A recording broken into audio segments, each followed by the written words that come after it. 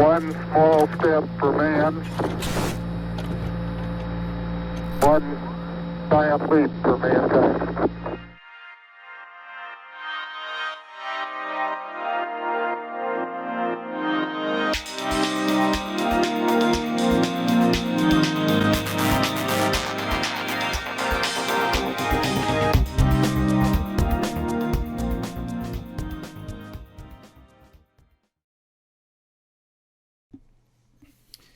Plan today. Hello, everybody. Just saying hello for the purpose of video recording. We have Thess Ironfaith. This is a very cool bones figure, cleric from Reaper Miniatures. And my general plan today, we're going to make sort of a subdued overall looking figure, but with a really strong focal point on her holy symbol. So the holy symbol is going to be a bit like it's, not like it's glowing or anything like that, but like it's going to be the central focal point of the paint job. So it should look brighter than everything else around it. That's the plan. As you know, the plan sometimes changes midway through if it's not working, but this is the general idea for today. So the plan for colors. Now, I'm going to give her a slightly darker skin tone. I'm going to be using Reaper's olive skin, which I'm not sure if that paint is available anymore. I think it's still available. But basically, it's a bit like a khaki sort of brown color. And I'm going to use this dark shadow, Reaper Dark Shadow, as the overall hair color. And I'm going to use Burgundy Wine as the skin shadow color. Burgundy Wine is the shadow color. Let's find the Burgundy Wine hidden on the desk. So far today, I've been to a tournament, taught a class, judged a painting competition, and answered a bunch of... And when I finally managed to get back to the studio here about an hour ago, there was 3 people waiting here for me with questions, and the last person left about 5 minutes before the class started. And as I got everything running, another customer came in. So it's a bit of a busy Sunday in here, which is all good for the studio, but it just means that this class could get a little bit choppy as I have to pause, turn off the mic, and talk to people a few times as we go forward. Not a big deal, but that's kind of where I'm at right now. So yes, Burgundy Wine will be shadow for the skin tone and probably for the hair as well. And we're going to use, I have a feeling black and brown is going to be the first color for the robe. And I'm going to do a dark brown robe. So maybe black and brown, then muddy brown. And then let's try, what about, I don't know, just some sort of a less saturated brown. This is tan shadow skin tone, but this is the sort of brown that I'm looking for. And then we're going to highlight everything with a sort of a yellowy color to and we're going to point those highlights all towards the holy symbol. So this is the general's skin color, robe color, and we're going to highlight everything up as though the light is coming from this holy symbol, which we'll paint gold.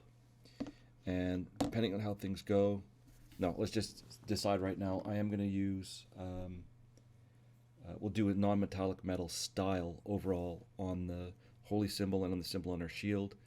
And we'll do like a yellow gemstone in the center of the shield and the holy symbol. And I'm going to use amber gold as the yellow to highlight. So each of these colors, the robe is going to go up to amber gold. The skin tone will get highlighted with amber gold. We're going to use, I would say, blood red to add some warmth in the skin tone at a certain point. And then we need to go even lighter than that. So we're going to use creamy ivory at the top of each of these sets. And then finally we will use dragon white, which I'm sure I've got dragon white right here in the middle of the table. Dragon white is going to be our white today. Where's dragon white? There it is. Dragon white. And the reason we're going to use that as our brightest white is because that's going to be the top of the pile for our non-metallic metal effect that we're going to do on the holy symbol. Now, if you have the non-metallic metals, gold triad from Reaper, that is what I'll use today, but you can also use a set of colors like Reaper's, was it Buckskin Pale, all those ones. Basically anything which has got sort of yellow ochre in it. And by adding white, add black to it to make it darker, add white to it to make it lighter. So you could use the Palomino Gold, Chestnut Gold, and Buckskin Pale triad would work as well. The key thing is you need this sort of darker color, a really strong ochre, and a highlight color. And then we're going to lighten that with white to make the highlights. So that's our NMM Gold. And because it's small spots that we're working in, it won't take a long time to do it. And it's a good sort of introduction to those ideas. And the last thing we need to do is the rim of the shield. The rim of the shield is going to be non-metallic metal steel. So I'm going to use the standard colors that we always use for that, which would be black. I need dragon black. Where's my dragon black? Somewhere here on the middle of the desk. That's black indigo. It's not what we want. We want dragon black. There's been a lot of painting going on in the studio. It's quite possible that it's out on the table over there somewhere. Ah, there it is. So we'll use dragon black, midnight blue, twilight blue, snow shadow, and then that same pure white will be our, or dragon white will be our highlight color for all those non-metallic metal bits. So the NMM bits are the end. We're going to start by doing the robe, then we'll do the skin and the hair, and then finally we'll do some NMM on all those additional bits. Okay, so that's our plan. Now, as always, you don't have to use the same colors. Use whatever colors you like. The general idea being that we're going to increase the value. We're going to make the paints lighter and aim the highlights towards the holy symbol. We just do that consistently as we go. Now, let's get our palette loaded up here. Is everything aimed in the right direction? Basically, yes. Okay, so let's build our palette. So for the skin, we're going to start with the robe.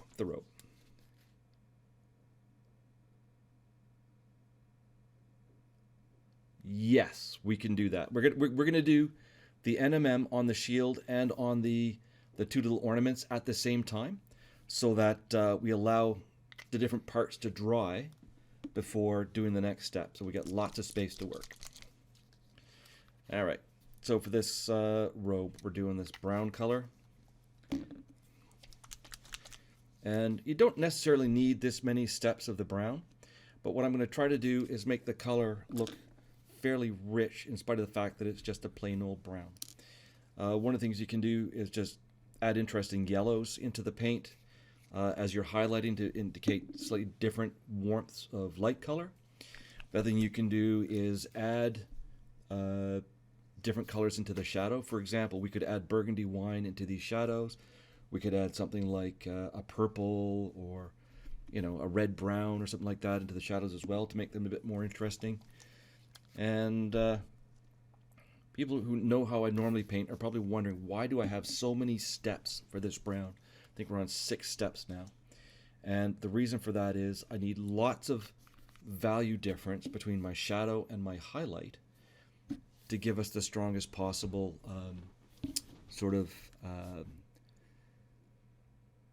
what am I trying to say?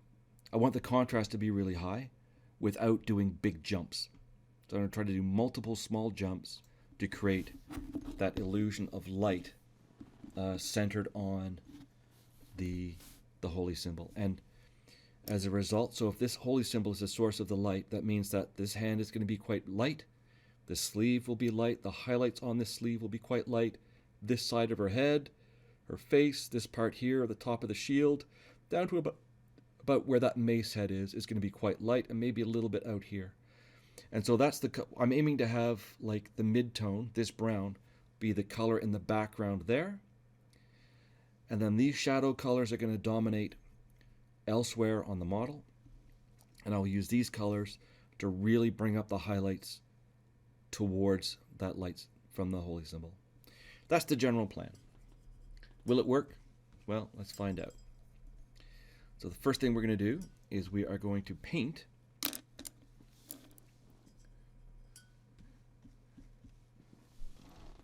that dark brown color. Actually, you know what? Let's do something a bit tricky. We're not going to start with the darkest brown. Let's start with one up from the darkest brown, and then we'll push in these dark shadows, and we can play a little bit with the color when we do that, when that time comes. So we're going to start with the second color here. And as usual, I'm not thinning my paint with water. I'm just working the paint with the brush to kind of roll it, load the brush up. So the paint is unthinned, and the main reason for that is so that we don't get a lot of water in there, making layering more difficult, slowing the drying time, all those kinds of things. We want a nice strong color pretty much right from the get-go. And I just roll the brush to get my point back. Don't lick the brush to get the point. We just build the point right there in the palette, and away we go. All right, let's just double check the Twitch madness. Nope, everybody's quit Twitch. Good. Everybody seems to be over here with us. And get rid of the keyboard. It's been a crazy day. I'm gonna take a quick drink of my non-branded generic red cup coffee. And now we can go. We're gonna paint all of the robe and the various clothing pieces this dark color. Now, I just spotted, now that I'm really getting my first chance to look very closely at this model, that she has a leather belt pouch, which is kind of an interesting little accoutrement. And she actually has some sort of metallic studded armor underneath her robe hidden away. Very tricky, Thess Ironfaith, very tricky. I suspect that this cleric might actually be a rogue.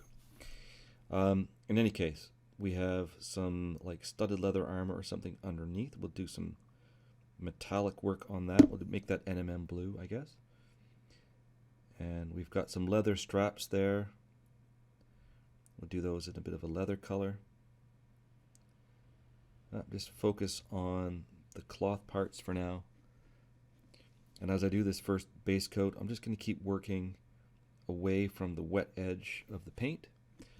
I don't want to rework these things as they're partly dry, because that'll cause the paint to tear up and get all kinds of chunky messes.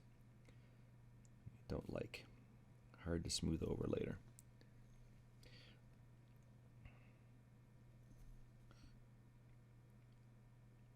Yeah, the judging the painting competition this morning, it was a Warhammer 40k tournament, and two of the three armies in the final three were Black Templar, which basically means it was about 200 models all painted black. And it was very interesting to see how differently the different painters handled painting exactly the same models black. The two armies looked really, really different. One was very clean and very kind of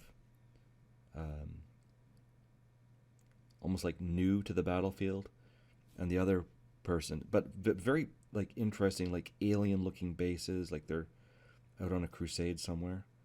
And the other one, the painter, had basically gone the other route where they've been in battle for a while, so they're very dark and beat up and filthy and chipped, and very interesting, very interesting. Two different approaches for the same army, and both very well painted.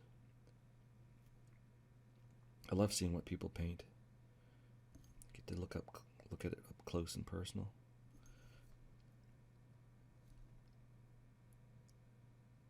I've been painting for a long time, but you still learn some interesting things and get ideas from looking at the way other people paint their models. Always interested to see. There's our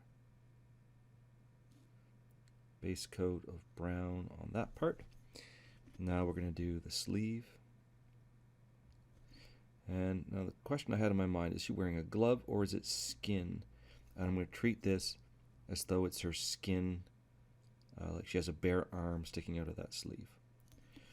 I'm not sure that's what the sculptor intended. In fact, I can see now there's a cuff. So that this is a bare hand, but that is a cuff. So that cloth or whatever it is in behind there, it must be like the leather armor she's wearing, showing a little bit underneath the sleeve of her robe. So we'll paint that the same color as the armor visible at her neck. Okay.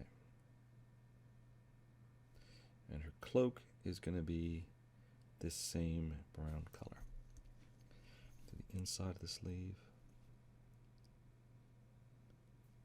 And of course the other army, in the top three, was a demon Nurgle army.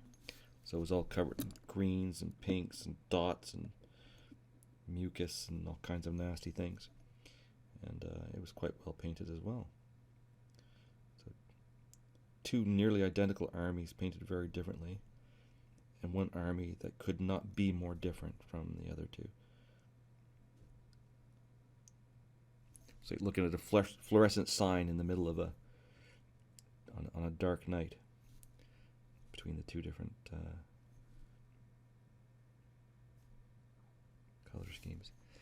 Yeah, so I'm just going to keep painting along.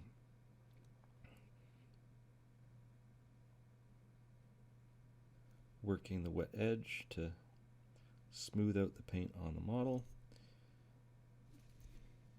This does not need to be a particularly perfect coat. We're going to do quite a few coats of paint over top of this.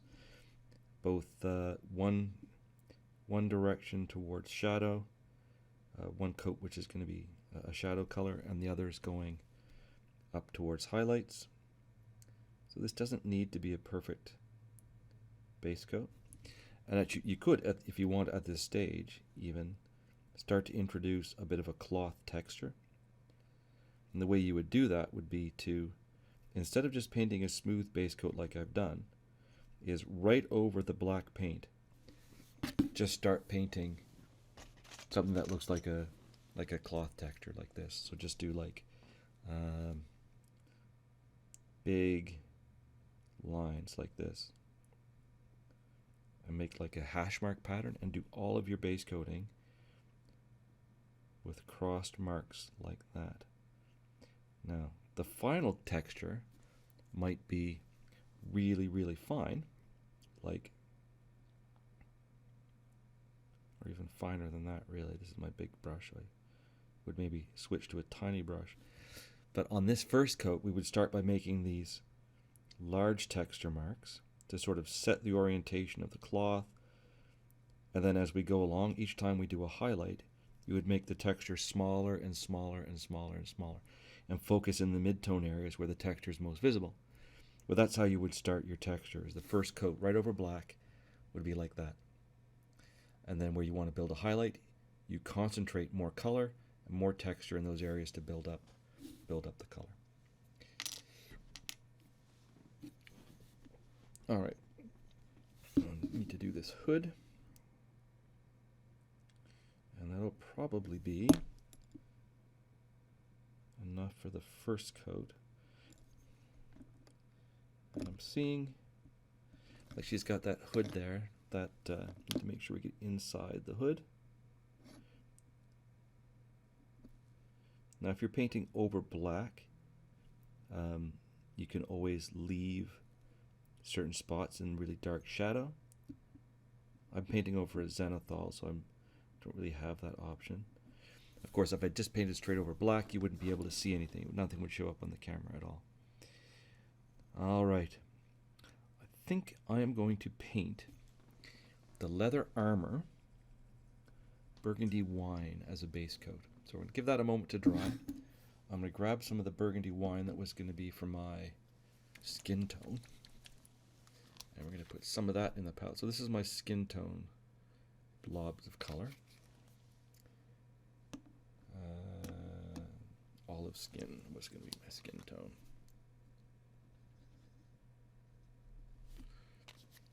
And then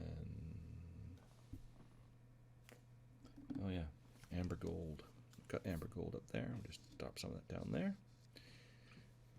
And what else do I need? Probably nothing. That's going to work. Oh, probably need a little bit of red, but we don't need that right now. We'll get that in a minute. So I'm going to paint this burgundy wine color on the sleeve, right in there. It's just visible there. And there.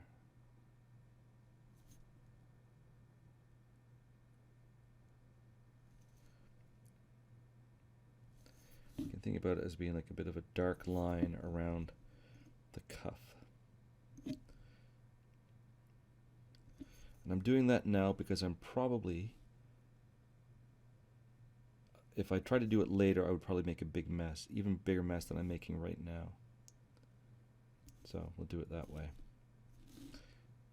And then I'm going to do the same thing in here around her neck, where the armor is located. And this way, if I get the burgundy wine on her hair, on her face, it doesn't really matter because it's in the shadow color already. And we don't really need that armor to be really strongly highlighted. Can let the burgundy wine get into her eye sockets right now too. Just in case you missed that, we're going to let the burgundy wine, we're going to put burgundy wine in the eye sockets right now. The armor doesn't need to be super visible. So by doing it that way, if we make a mistake later, it's not going to show up too badly. All right. So let's do a base coat on the hair. So we'll have time for that to dry. I'm going to use that dark brown shadow color. 90-40 dark shadow is going to be the hair color. It's not going to look very much different from her robes. It's a little bit more purpley, this brown. And it's going to look different more by the way we paint it than by what color it is. I'll do the same thing, just a complete base coat of this color over all the hair. It's a little bit similar to the way we did Olivia, actually, in the sense that we're not using a huge variety of color. But she'll still look quite... There'll be a lot of contrast between the parts still. Even more if we had done a texture, but we're not going to do that sort of texture today. I'm going to paint all of the hair this dark brown. This different dark brown from the other dark browns that are used for the other dark brown parts, of which there are many.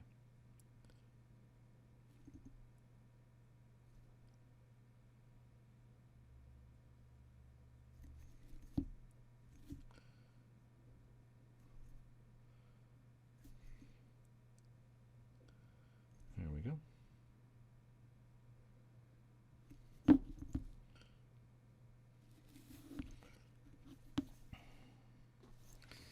Okay. There she is.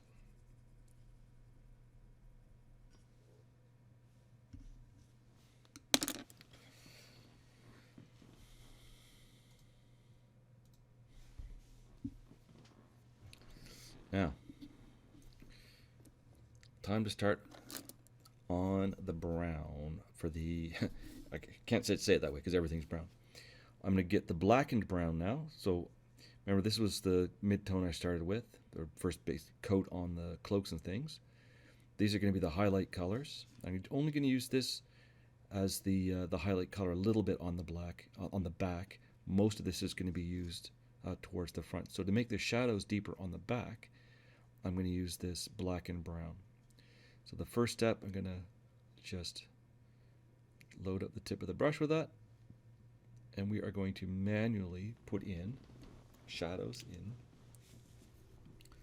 So if our light is shining from here out this way, anything that would not shine on directly is going to get this color. So what would that mean? Let's start like working our way out from here. So that the hand itself, is going to cast a shadow inside the sleeve. So we'll paint the inside of the sleeve, not the armor that we just painted purple, but the bit below that is going to get this color. If it's shining down this way, the very bottom of the sleeve is going to get this. So we'll do maybe, I don't know, just a couple of millimeters of shadow all along the bottom of the sleeve.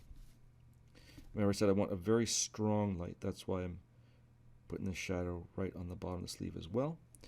She's got this neck piece, and in this corner in here, the light's not going to reach directly in there.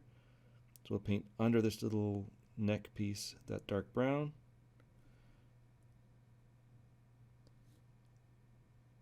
And then we'll paint the like a shadow around the belt pouch as well. Okay, and now we're looking even further down. So inside of the cloak, inside here, that's going to be this dark black and brown color.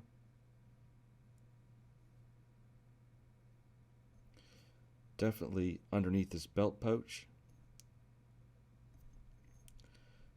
And right around the bottom edge of that cloak on the back, it's going to be very, very dark. Right along under there. All the way around. There we go. Now, there's the shield. So inside, underneath the shield in there is going to be very dark. So we'll put this black and brown right up in there. So the shield is casting its shadow. And then if the light's coming this way, this knee is going to cast a shadow. So we'll put shadow in the cloak or in the robe at the back of that. This raised surface might catch a little bit of light, so we'll leave that this lighter color, but the back half of it is definitely going to be really shadowed. So then we paint everything behind that line back in here. We're going to paint really, really dark. Everything inside there. Okay. And we'll do the same thing looking from there, so the light can come down from there. It's going to come down. It might catch out here, but it's not going to catch right underneath this second belt pouch. It's not going to cast behind the handle of the mace. So we've got a little shadow spot in that folded cloth. I keep grabbing the wrong dark brown. Doesn't matter, but there we go. In there. Under the belt pouch. And then along the back. Our light's coming from here. This way. It might catch this a little bit, but it's not going to cast back there. And it might catch out there, but it's not going to catch in there. So we've got a shadow there like that. Now if we look from the top of the model down, from here down towards her right knee, and her right knee is in there somewhere. The light's going to come down. It's not going to catch the back of this piece of cloth. So we can push it in the back there. Like that. And I think it might not be reaching right in there either. Have we got it? Have we got the things we need to make black and brown? I feel like we have. It might actually need to be there as well. Directly under her knee. Might cast a bit of a shadow there as well. Like that. I know that doesn't make complete sense to have this light and this shadow, but I think we'll probably end up covering that shadow, but by placing it there, if we have this same color over top of that, it'll be slightly darkened, and that'll give us the sort of shadow effect that we want. Okay, so now we've got some really dark shadows there. And the sleeve is going to cast a shadow up here by the head of the mace. Let's cast that into darkness. Cast it into darkness. There we go. What else? What else do we need to do? So the light might come down the back of the sleeve and along the back of the cloak there. It's not going to get right back in there. So we'll darken all of that. We'll darken underneath the hood. And I think we should darken this side of the hood as well. Now the holy symbol is not meant to be our only light source, just kind of, if you're looking at her from the front, is to make it seem like the holy symbol is the focal point. So we're not going to just paint the back of her as dark as possible. We're still going to highlight the back. We'll just do it a little bit differently than we will the front. So now we've got a bit of a shadow there, and we're going to go over that again with the midtone. Not right now, but in a few minutes. And anywhere that the light would not directly reach, say if it was sunny above her, we'll put the shadow in. So inside the hood, for example, under the hood, etc.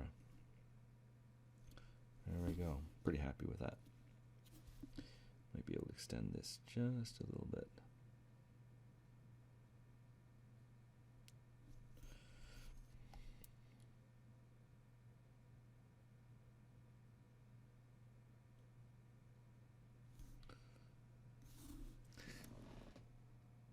All right, pretty happy with that.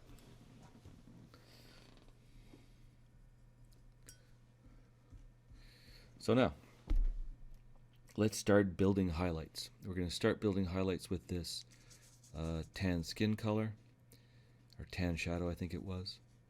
Now just to go from this one to that one is a pretty big jump. We could do a half step, but we're going to glaze quite a bit. So we're going to glaze with this mid-tone color. So let's just start highlighting with this, and if we need to, we can glaze or layer with this to blend in this color. But this is really our dominant overall color, this sort of light brown color. So there's our light. So anywhere that this is going to hit directly, we're going to put a layer of this color. So top of the sleeve to start with. Now, see how I ended up with this dot of color. So that's because my brush stroke was in the wrong direction. I really want to have the brush strokes go the other way. The reason for that is that as I do the brush stroke, wherever I lift the brush off, it leaves a dot. So I move my brush along, lift, and I end up with a dot like that. See the dot? So if I want to layer this color over a darker color, I actually want my brush strokes to go the other way so that I end up with less paint and more paint. And this helps with the layering to give an illusion of a smooth transition. So I end up with these thicker dots of paint out here. There's our thicker dots of paint and less paint, and that helps give us a layered blend. So we're going to do that now on her by the direction that we pull the brush strokes. So I'm going to turn her upside down in my hand, and I'm looking at this light source and thinking, if the light's shining that way, it's going to hit where? And I'm going to pull my brush strokes up towards the light source. So any dots like that end up closer to the holy symbol, further away from the shadow. Now, we want her to be really bright towards the holy symbol. So this first highlight is going to be, oh, sorry, I'm off screen. Got her upside down so that I can pull the brush strokes in the right direction.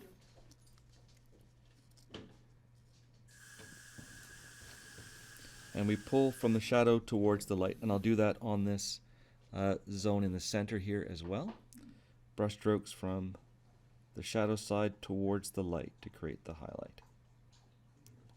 Now it's pretty easy to make a big mess here because of the way the hair is positioned. There we go. But this is just our first highlight, so it doesn't have to be perfect. I do the same thing down here on her chest.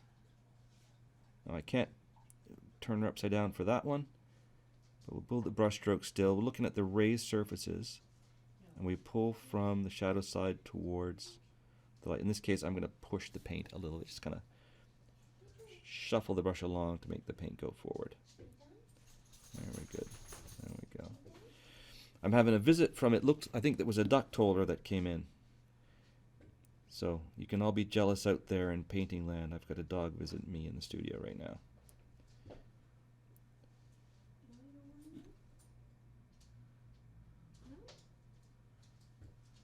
There we go.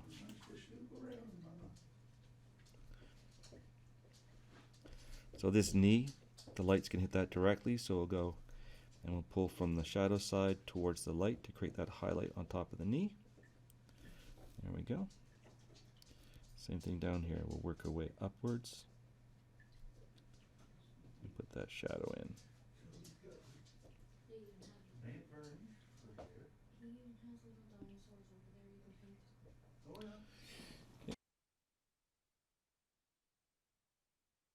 Okay, I'm back for a moment.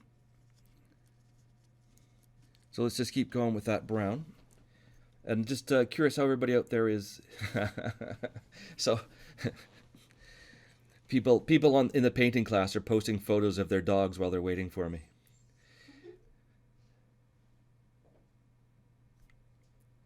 Well, he's got a conversation going on, don't you? Keep going with that brown. Build up the highlights a little bit. Okay, and now we want to do the same thing on the back of the sleeve and on the back of the cloak here. I have to say, this is probably my busiest Sunday I've had in about, I don't know, 6 months. It's kind of cool. I like it when it's busy here in the studio. Yeah. Yeah. There we go. We'll keep going. I'm building those big highlights on anywhere that light from that holy symbol could touch directly. Okay. All right. I'll be right back. This has been a very weird Sunday. Okay. But on the upside, all of this helps keep the doors open. So all these visitors pay the rent.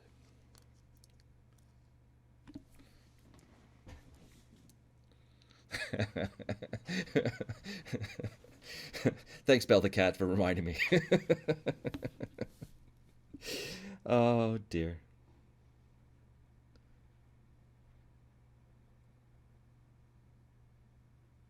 There we go. I have to say, I'm a little bit flush with vanity at the moment after they showed my fungus lady on Reaper Live the other night. That was pretty exciting for me. That's my first time doing a studio model like that for a company, and it makes me very, I don't know, proud, I guess is the word, but definitely feel vain about it. All right, I think the last place that I need to do a little bit of light is on this side of the leg here. And do a fairly good size highlight there where the light would shine down. Now let's take just a stock of how far we've got. That light's going to get the edge of that sleeve, get the edge of the sleeve. In the back here, it's going to get this edge of this cloak. Thanks, Heather, I appreciate that. As you know, I was very, like, I get those few moments a year where the muses kind of grab hold of me and I just have an idea that flows out onto the mini, if you will. And it, she's one of the, I'm definitely proud of her. Okay, so there we go. We got some good strong highlights coming up there. And so now we're going to move up to the, yes, we're going to move up to the next highlight. We're going to do a big jump into this amber gold color.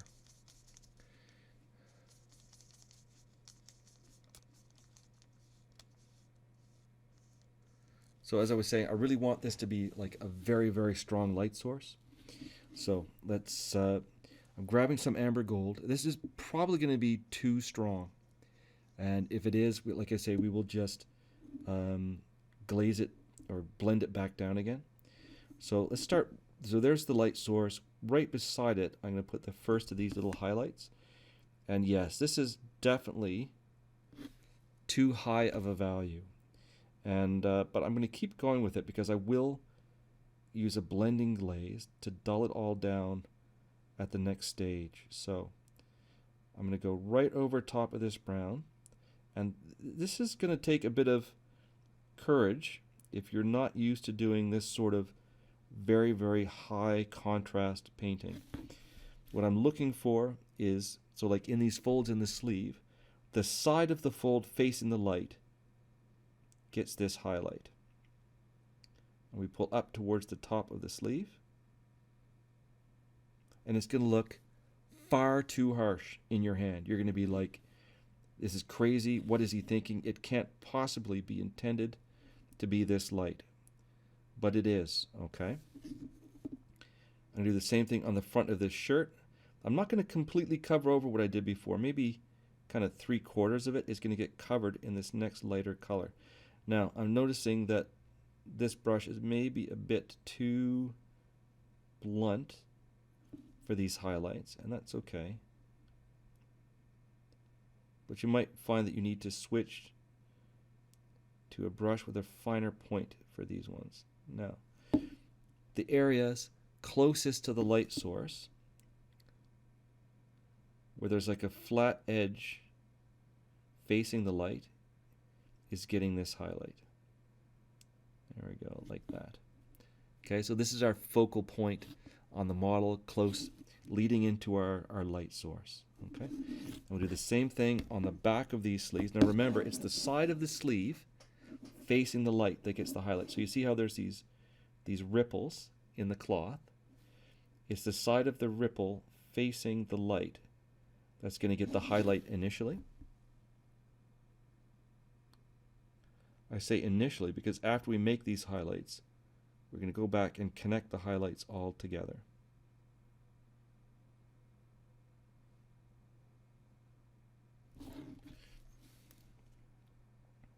Keep working our way from the shadow up to the light. And then on the top of the sleeve, up here, okay, right at the very top, we're going to connect all of these, because the top of the sleeve is all directly in line to the light source. Okay, so it's really hard to see that, I know. And then these highlights on the back of the body, we're going to do those with this color as well, inside the previous color. There we go, like that. Now, I realize that this is a fairly ambitious paint scheme. At first glance, it seems simple. We're just going to highlight towards our little holy symbol there. But work with me, trust me a little bit, and we will get there.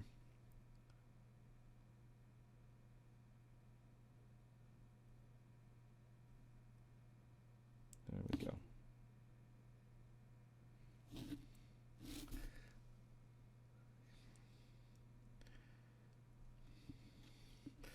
My instinct is to put some on this knee, but I'm not gonna. That would be, I think that would be too much light, too far away from our light source. What do you do if you put a light in the wrong spot, like I just did right there? So I've got that little at the bottom of the sleeve that I put. Well, when we go to do the blending, we'll cover that over a little bit more heavily and darken it back down again. Now, this is not as light as we're going to go. We're going to go actually another whole layer lighter, which is why we've got this creamy ivory color. And this is going to be for the highlights inside those amber gold highlights we just did. And after I put this on, those amber gold highlights are going to seem like they really weren't that bright at all.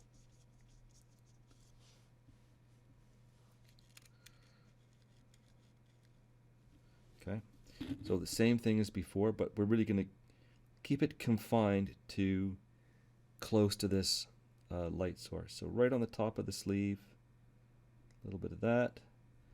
I'm going to bring the highlight along the top of the sleeve, and anywhere we've got that flat surface on the front of the shape facing towards the light, we'll increase it, increase the value, make it lighter with this color.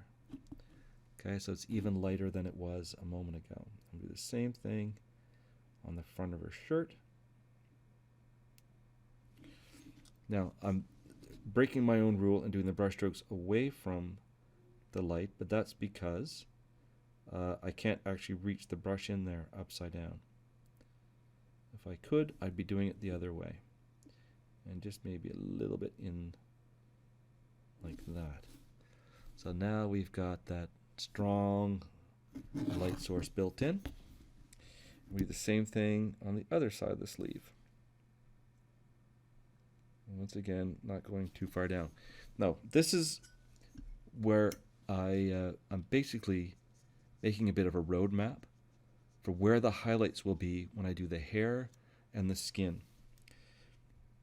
so that I don't have to guess how bright things should be or how light things should be, because I've mapped it out with this process, judging how light the skin tone should be. I just look at the highlights on the robe surrounding those areas, and that's going to be my guideline to show me where to put the highlights. There we go. So there's our highlight in there. So this brightness, this lightness, is going to be in the hair and on the face and on the shield on the same sides. Okay, so it's my map towards the light.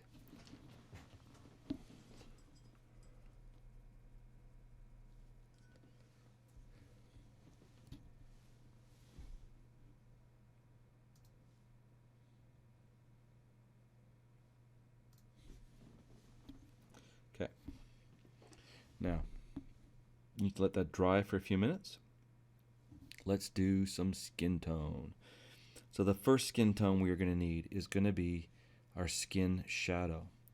Now, I'm going to add about a 50-50 mix of burgundy wine with this olive skin color.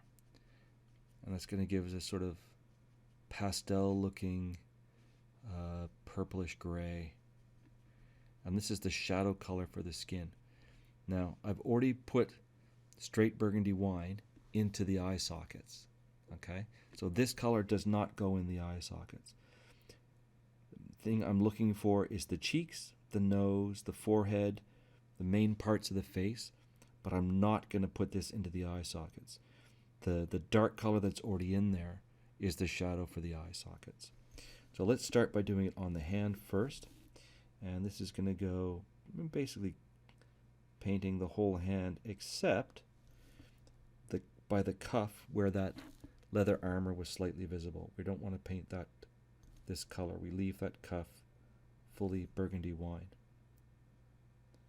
We paint the whole hand.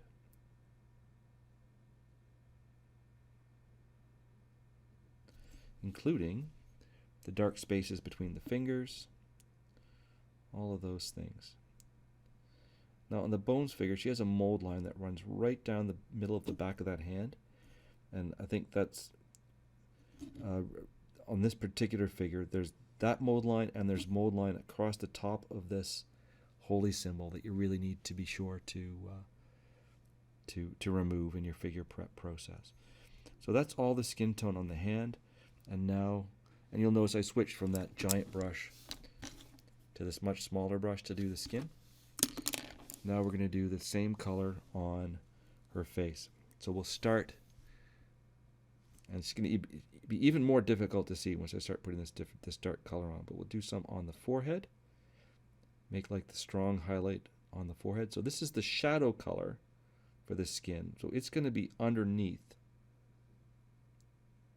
the skin tone as the shadow of the skin tone. So this covers just about everything. But as I said, don't put this in the eye sockets. Now, I didn't paint her lips burgundy wine. Otherwise, we could have left the lips burgundy wine.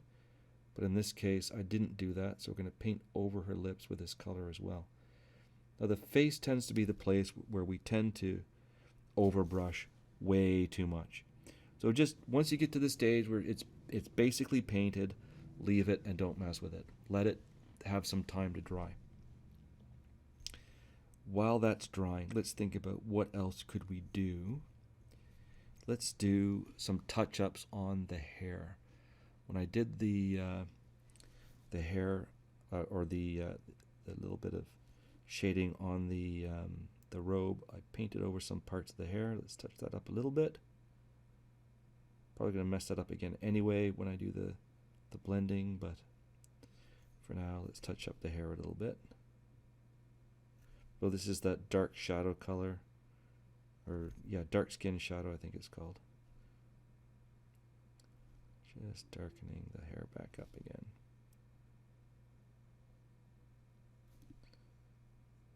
Okay.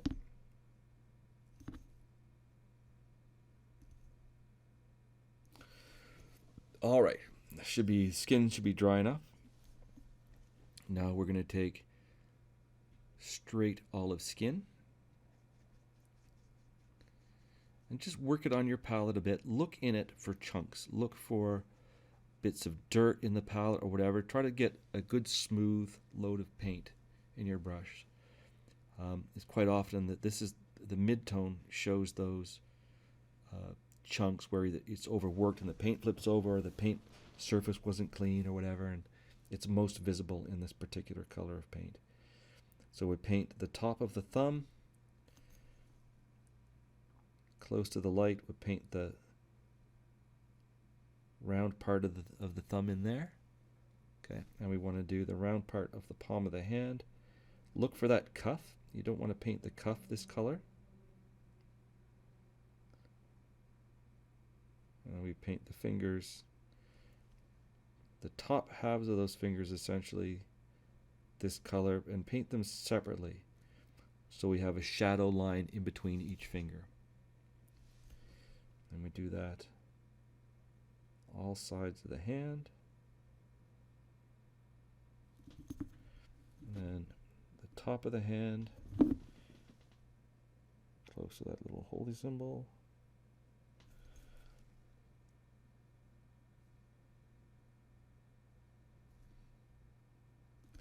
Again, we don't want to paint over the cuff.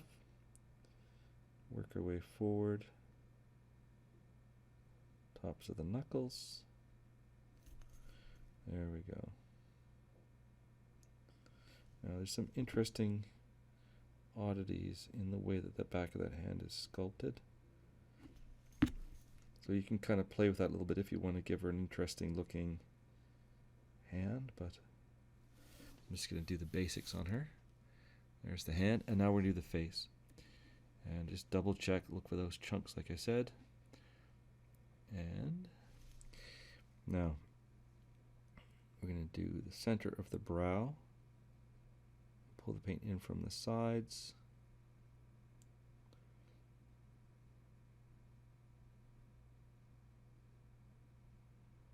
Bridge of the nose. And the side of the nostrils. And connect the highlight on the nostril to the highlight on the bridge of the nose. This model actually has separately sculpted eyelids, which is pretty cool.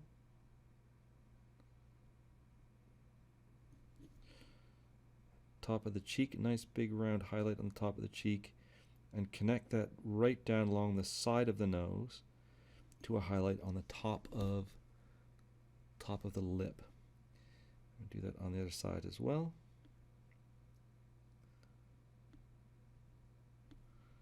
Can't remember who sculpted this.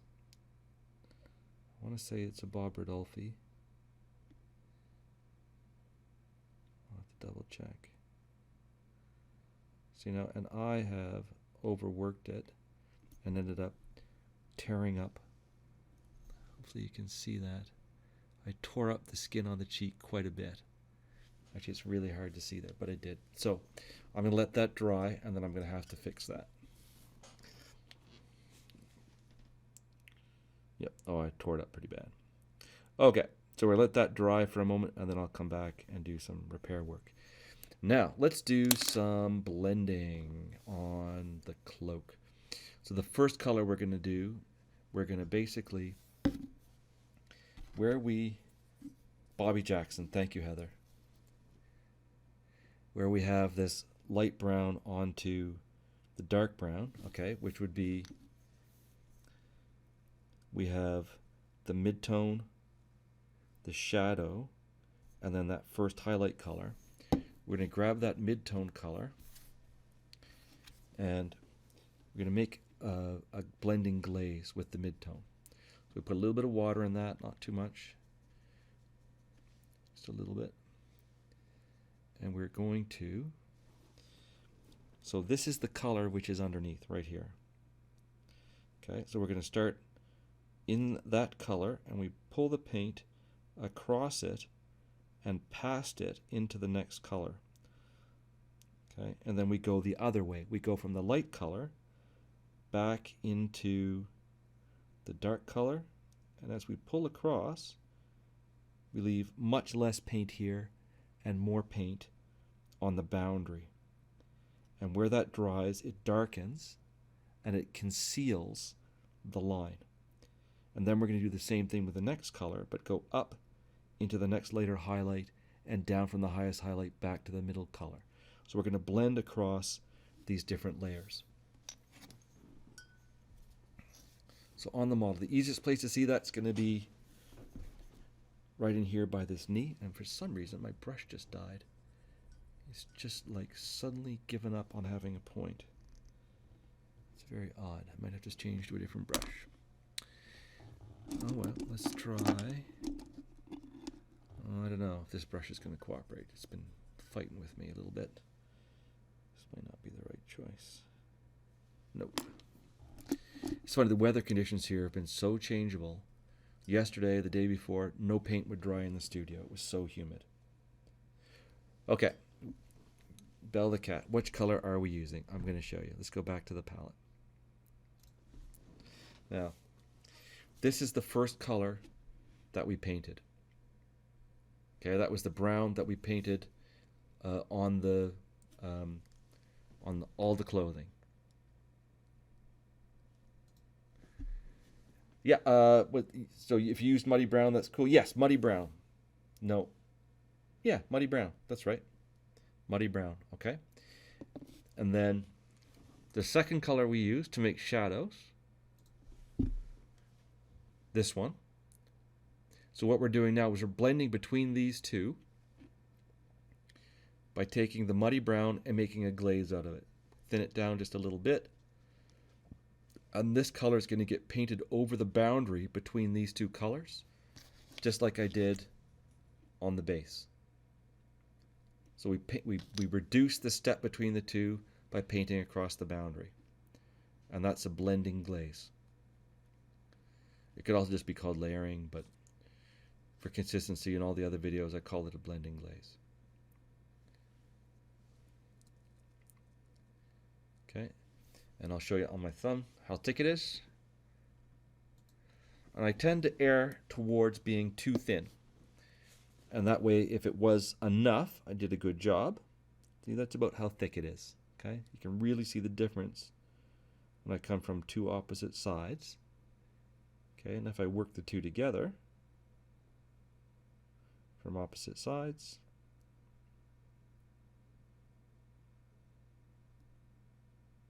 I get overlapping paint in the middle, and I want that basically to land on the line between the two colors. Okay, or a little bit towards the dark side. And that's what it looks like when you get a big coffee stain in the middle. Okay. So let's do it right here on this big section of the cloak. There's the lighter color. There's the darker color. That's my shadow. So I'm going to start in the shadow, pull down from the shadow color towards the light side. And as I'm pulling down, I'm leaving a thin layer of this paint on top of the dark color. Okay, and there's my row of dots. And then I go the other way and meet that color in the middle, so that those lines are going to end up, the dots, the darker dots of color end up obscuring the shadow line between the two colors. And it gives the illusion that it's a transition between the two colors. So as you go, you can do all of it at once. If your paint dries slowly, if your paint's drying quickly, you can do a little bit down and a little bit back, a little bit down, a little bit back. Work your way along. Okay. Or you can, if your paint is, that's if your paint's drying fast, do a little bit at a time. If your paint's drying slow, you can do a lot of it at once. Okay.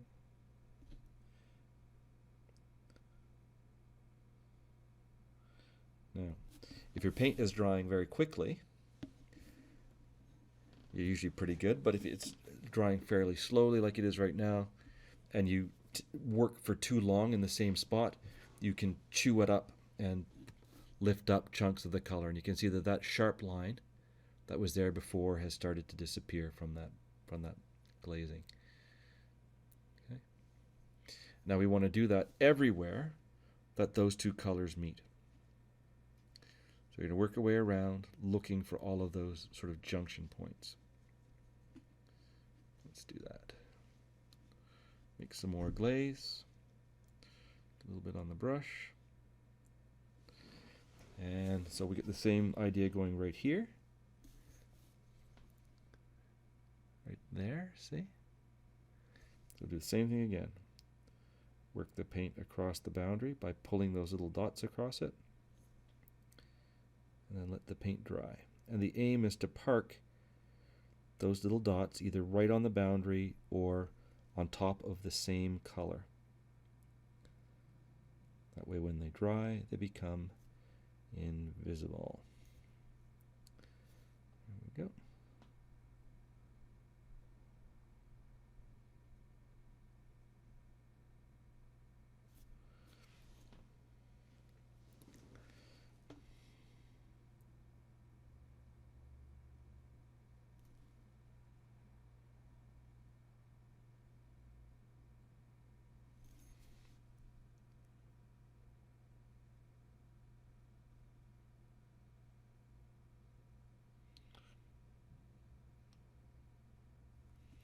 Now, in this particular case, in this line, the amount of muddy brown that was left behind was really, really small. So I'm definitely parking this glaze on top of the boundary between that lighter color and the dark color. In here, I've got a little bit more muddy brown to work with. So park it on top of the muddy brown. There we go. Same thing here.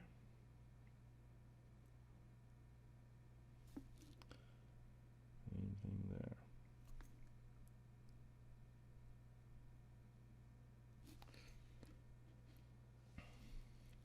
Keep working our way around.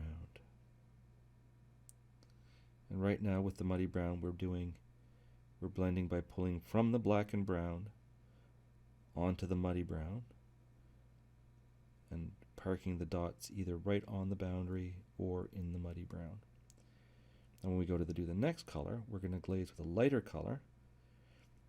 And so with that next color, which I think was the tanned skin shadow, we'll be parking the dots on top of the tanned skin shadow or on the boundary between muddy brown and tanned skin shadow.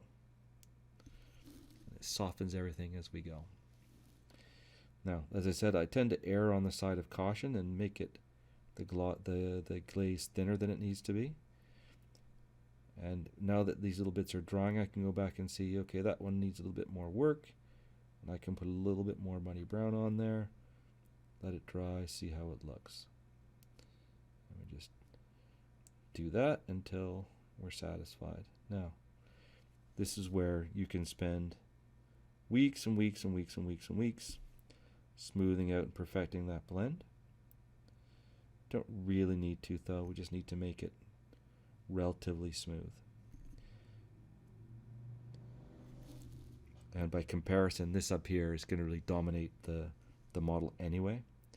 So it's not, we don't need to be too worried about how smooth that brown is down there. Doesn't need to be perfect is what I'm saying.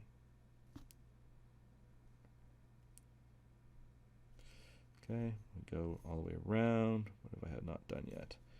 Did this cloak. I didn't do the hood though. Let's do the hood a little bit.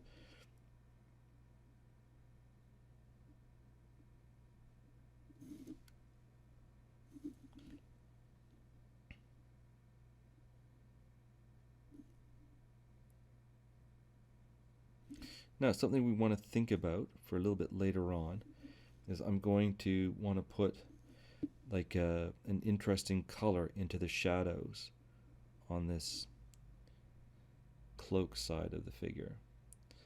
And I was originally thinking like rust orange or black, like a really orangey sort of dark black color. But I'd be interested to know what you folks think you might like to see added into the shadows in this model and why. You know, and there's all kinds of, I mean, there's no, nothing is impossible. There's no wrong answer. But I'm interested to know what you would like to see me, if there's a particular color you'd like to see attempted or a demo you'd like to see. You're working on a model where you're doing a similar idea. You'd like me to do something similar. Please feel free to unmute your mic and let me know, or put something in the chat or whatever. It is. Getting the right amount of paint into the model is important. Too much becomes a puddle. Absolutely. And part of that is the brush loading. So let me do this the wrong way. So there's my glaze. Okay, and I got way too much paint there. So when I go and I load up the brush, I fit the brush over now and I put it on the model, that is way too much. You can see it flows on its own. This is a flood. So what's happening right now in that flood is the edges of it are drying. The edges around the outside of that are drying faster than the middle, and they're leaving a coffee stain. So what I quickly do is I dap off my brush. So the brush is wet, but it has no paint in it. And then I can bring that to the edge of this and lift the excess back into the brush. Okay, and just dab it off with my paper towel. And then I can come back, work that edge a little bit, and if I'm quickly enough, I can work the edge of the coffee stain and clean that up. I did end up with a little bit of a coffee stain right there, okay? And right along there, I think you can see that pretty well. There's the coffee stain line around the outside edge of that. So I can come back now, work the edge of that, having cleaned up the excess, and while it's still wet, I can move the pigment. I can pull it, move it, just keep pushing it forward until it gathers. I'm gathering it in the center here. You can see little bubbles developing. So I'm pulling the puddle into the center. And I can gently blow on it, and that'll help burst some of the extra bubbles, okay? And it'll lay down a bit smoother. So way too much paint, tidy it up a little bit, and then move the dot. That's what you can do if you end up with that crazy flood. But one of the tricks is, that's why I showed you the thumbnail, is I always test it on my thumbnail to say, okay, too thin, too much volume. And that's why I also don't mix the paint right into my sort of reservoir on the palette. I have this blob of paint. I take some off to the side and I work with that. I thin that, I thicken that. So now I've made it too thin. I can go grab some thicker paint, move it into the mix, thicken the paint back up again until I have the right consistency. Then I clean my brush off, reload, dab the excess, test it on my thumb. That's looking about right. That might be a little too thick, but it's about the right volume on the brush. It's a manageable amount of paint. Now, if you find that where you live the paint dries too fast, you can always add a little bit of medium to it, and you would use a retardant, something that slows the drying time. So a flow improver will do that for you. It will very slightly slow the drying time, only takes just a touch of it, and then you have more working time, and you'll be able to avoid the coffee stains. I mean, that's a huge coffee stain growing there on my thumb now from all this. See that big ring of brown? That's all coffee stain effect. And a little bit of flow improver will help you resolve that. If your paint's not drying at all, less paint, thinner layers, and one thing you can do, some people use a hair dryer. If I need that, I'll use my airbrush and gently blow on it with the airbrush, so a little bit airflow, and that'll help dry things for you. So do a little bit of a glaze, dry it. A little bit of glaze, dry it. You can blow on it too. But if you blow on it like that, you can't see what you're doing, and you might blow a blob of paint across the model, ending up with like a spider web or a coffee stain in the wrong spot. So, yeah, Bell the Cat, that's what these classes are about. When you guys ask a question, that's the best possible thing, because then I know that's what people are wondering, and I can give as detailed an explanation as people want, and then we just demo and demo until people are happy. So don't hesitate to ask questions as we go through this. It's the whole purpose. All right, so managing that blending glaze. Now we're going to do some more of that. We're going to do that with a lighter color. And the lighter colors are more difficult, just to give you the heads up. Why is that? Because of the white filler in the paint. And the paints are lighter because of the white filler. And the white filler is what tends to make the paints chalky as they dry. And if you thin a paint with a lot of white filler in it, as it dries, it just gets chalkier and chalkier. So we're going to do that on purpose. We're going to make an on-purpose mess and work with it here on this very light colored cloak. Sorry, I just got distracted and started playing with the paint. Occupational hazard. There we go. Okay. Nice and smooth looking. All right. So the next color up is the tan skin color, and it's got quite a bit of filler in it, so it is going to have this problem. So let's thin that down, about 1 part water to 1 part paint. Might even be too much. Yeah, a little too much. So what's the process? We make our mix, we empty our brush, load up our brush, test it on our thumb. Okay, and let's do that on the little base bit here. Okay, so it's this color here that we're working with now. So we'll start on the dark side, pull it across. Now, let me show you a different brush stroke. If we want this line to be obscured, we can go sideways across that with our brush and sort of work the paint and push it across the line. Now, you see those little dots that are developing? That's the effect of the water in the paint. But I can push it across the line, leaving a thin layer, and park that on top of the same color on the other side of my line. Now the downside of that is, because of the water, see this line I ended up with? That's how fast the paint dries. That's the coffee stain line. But you can see I've got a transition from practically no paint to lots of paint, and this is parked on top of the same color. Now it doesn't look like it, and that's because this background color has the gray underneath it. So I would have needed 2 or 3 coats of this to really fully cover the gray, okay? But just have to trust me that this color and this color are the same color. It's just that there's 2 coats of it here and only 1 there. But if you look from our darkest color now, out transition through to our lighter color, the transition line is very hard to spot. Okay, and that's the idea. So let's try that a little bit with this slightly more challenging brown color. See if we get the right idea.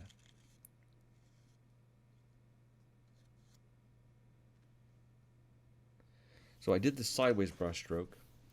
The other way to do it is with little dashed lines. So we do lots of little lines like that. Okay, lots of little lines like that across the transition. So if I'm looking here, I start in the brown and I pull towards the light brown across that line, and I make all kinds of little irregular lines pulling from light to dark across the line. And because they're all different lengths, they break up the line, and it starts to, you get a visual illusion that looks like a smooth blend, but actually it's just a series of irregular length lines. It's an illusion. And then I can turn around and go from the other direction, from the lighter paint over here, which is golden blonde, back onto the top of the tan skin shadow. Come from opposite directions, overlap the paint in the middle, and get that illusion of a smooth transition. Now, so let's do this on the figure. And again, this particular tan skin color or tan shadow, I like it as a skin tone. I like it for all kinds of things, but it is a little bit of a chalky color. All right, so that color lays right there on the model. So I'm going to go and I'm looking, say, right there where I've got that little bit of amber gold. So we'll start on the brown side and pull towards the amber gold. And then I'll reach into the amber gold a little bit and pull back. And my transition zone right there now kind of disappeared as a result of that. I'll do that again. Anywhere that those two colors butt up against each other. There's one. Let's do it up there. Pull from the shadow to the light, and then reverse from the light to the shadow. Shadow into the light, light back into the shadow. Can do that back in here as well. Shadow to the light, and light pull back into the shadow. There we go. And now we're, look at the, just the camera a little bit.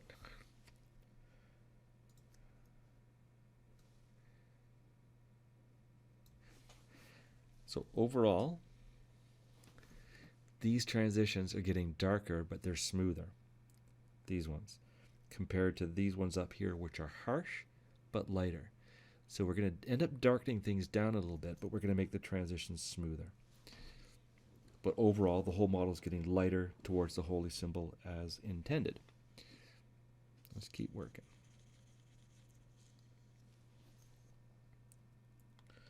Pull from the shadow to the light, light back to shadow.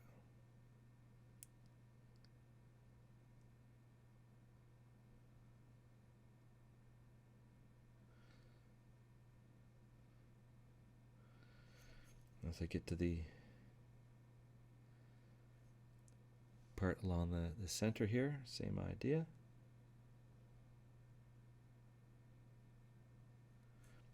Shadow towards the light, light towards the shadow. Now I'm doing this back and forth from the shadow to the light, facing the light source. Areas where the light source is not hitting, I'm not blending those, I'm just leaving them all in shadow. And that's part of how we keep our contrast, so that we know that there's a light source there. We want very, very dark shadows.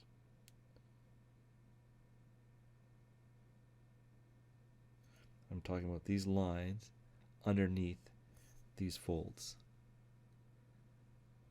Okay. And now we get to do the fun part on the, what's this thing called? Sleeve. The sleeve. I'll do the sleeve. From the shadow to the light.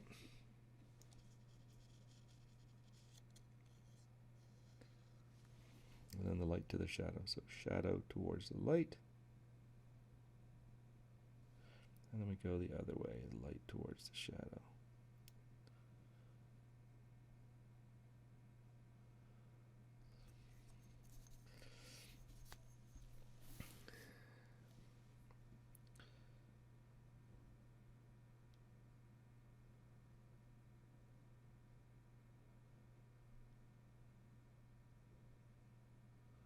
And we're parking that little dot of color in this band, in this band here, where we already have this same skin tone present.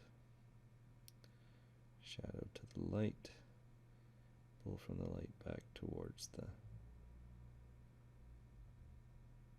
there we go.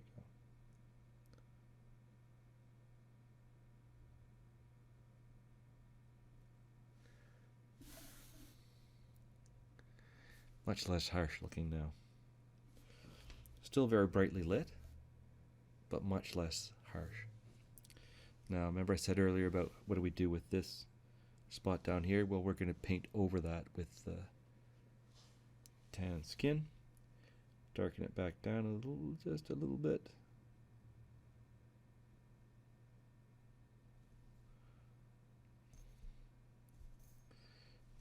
And now we do the same thing on the back of the sleeve.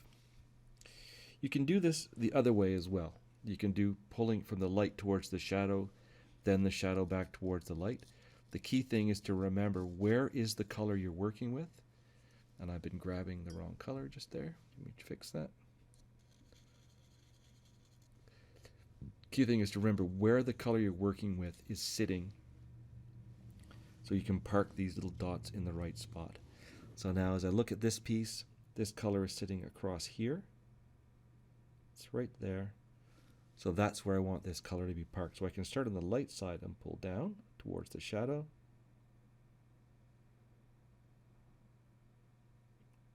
And then turn around and go from the shadow back up towards the light, as long as the spot where the dots end up, where they overlap each other, is on top of the existing band of that color on the model. Now I hope you can see how chalky that's getting.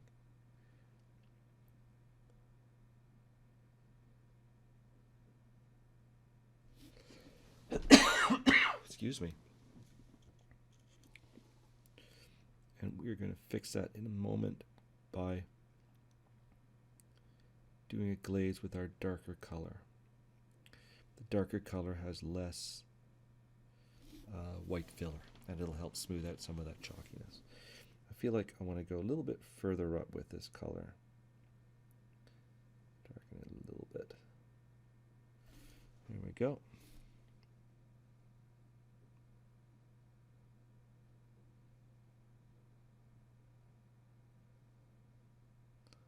There we go.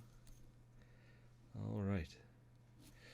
And then we need to do the back of the cloak over here. Same idea. I'm going to pull from the shadow up to the light. Shadow to the light. Light to the shadow.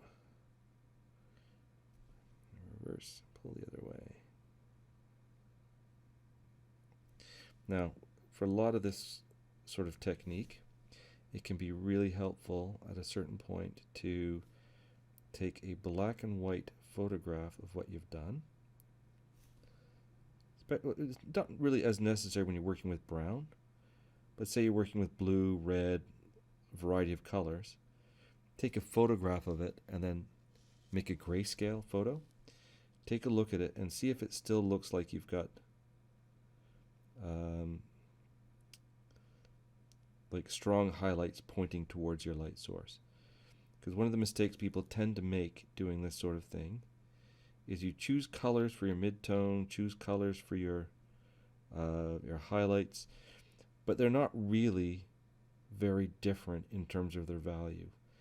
Like if you pick a yellow to put over red, it looks lighter, but it may not actually be a higher value, like actually a lighter color paint. It might just be that the color is warmer, that it's more transparent, that it's, you know, there's some other reason why you perceive it to be lighter.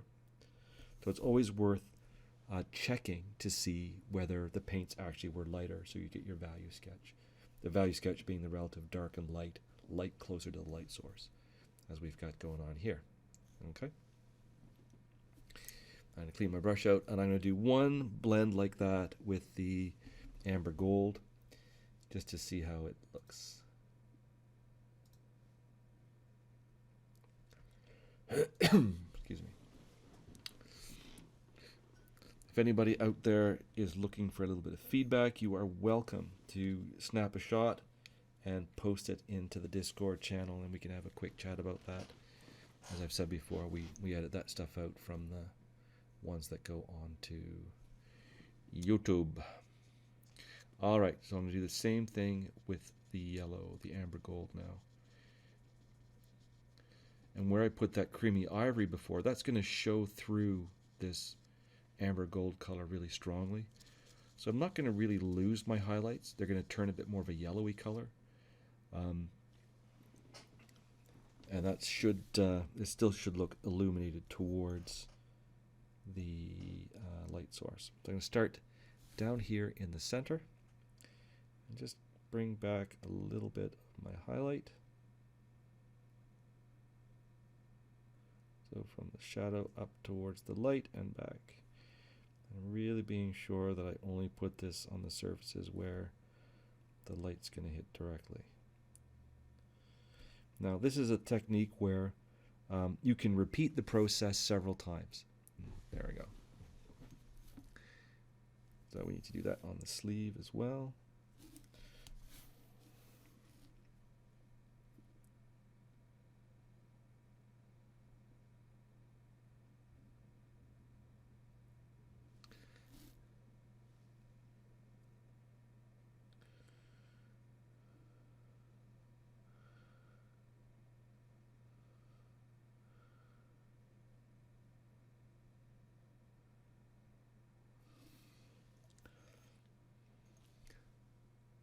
Yeah, I like it. And then we can do it the other side as well. Come on back.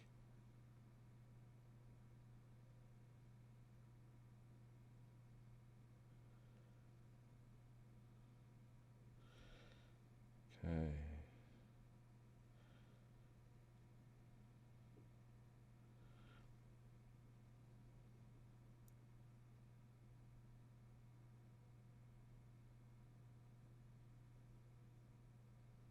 So does anybody have any thoughts about those additional colors to hide in the shadows of the cloak and such?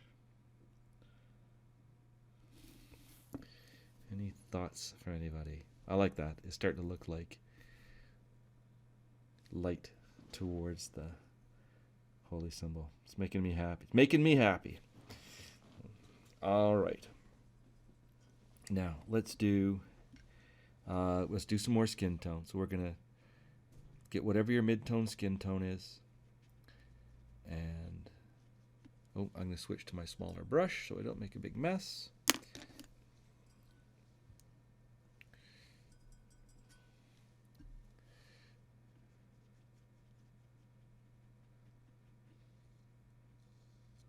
And I'm gonna redo the forehead highlight.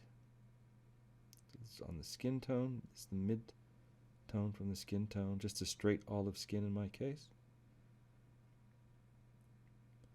And I'm going to redo the cheeks because I messed them up last time. So this is a second coat of the same color again, my mid-tone of my skin tone, to fix the damage I did by painting too slow. And reworking, see, I just did it again, reworking the same areas too much. There we go. I'm gonna let that dry. Do a little bit of work on her hand. So we do the top of the thumb again, a little bit along the thumb. Now you can see in the palm of her hand, got that little dot there. I want to highlight the, like put a dot of lighter color in the center of that dot on the palm of her hand. Leave a little bit of shadow around the bottom.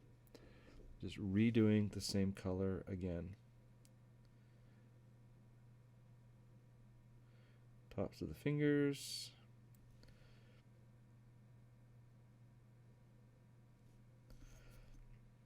Not covering over the dark line between figures, right? We're preserving that dark line.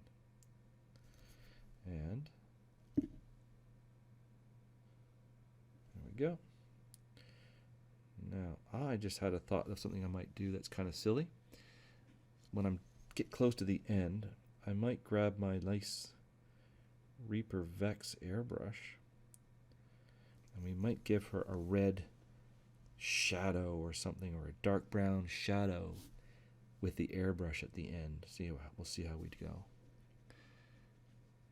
And I encourage anybody who's considering doing airbrushing to get involved with it as soon as you really can afford to. Get yourself set up, because it's such a time-saving thing, and it lets you get beyond the basics of base coating and all that kind of stuff much more quickly, and then you can focus on the refinement of the model, and you'll find that your models level up very, very quickly once you start integrating airbrush with your painting. So for the first time today in one of these videos, we'll do a little bit of airbrushing. I'm committed to it now. Even if I don't finish painting everything, we're going to do a little bit of an airbrush at the end. Okay, so there I've mixed a little bit of the amber gold into my skin tone. And this is going to give her a very like jaundiced yellow looking skin.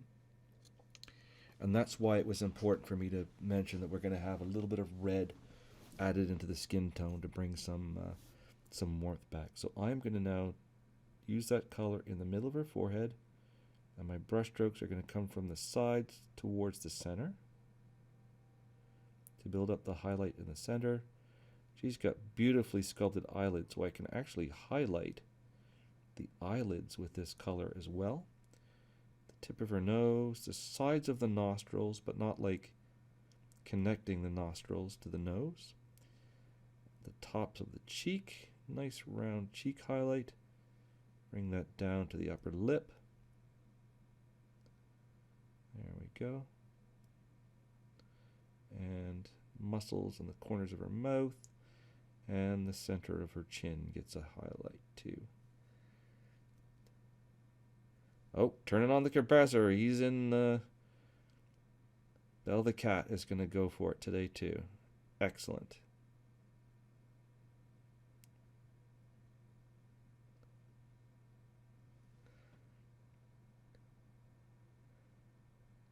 Okay, so right now what I've done is I've taken some of the amber gold and I've mixed it in to the olive skin tone to get my first highlight color for the skin. And that, as I was just saying, that color is going to be very valuable. It's going to look very jaundiced.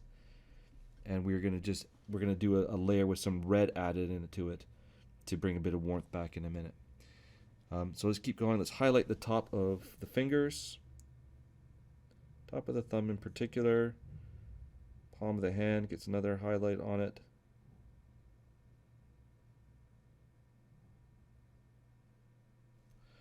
Oh, from the sound of the motorcycles pulling in, the Infinity painters have arrived. There was a tournament going on today for Infinity as well. No, Infinity was yesterday. Today was Warhammer 40k, Age of Sigmar, Marvel Crisis Protocol, I want to say. A bunch of other stuff as well. Lots of miniature gaming activity going on in town today.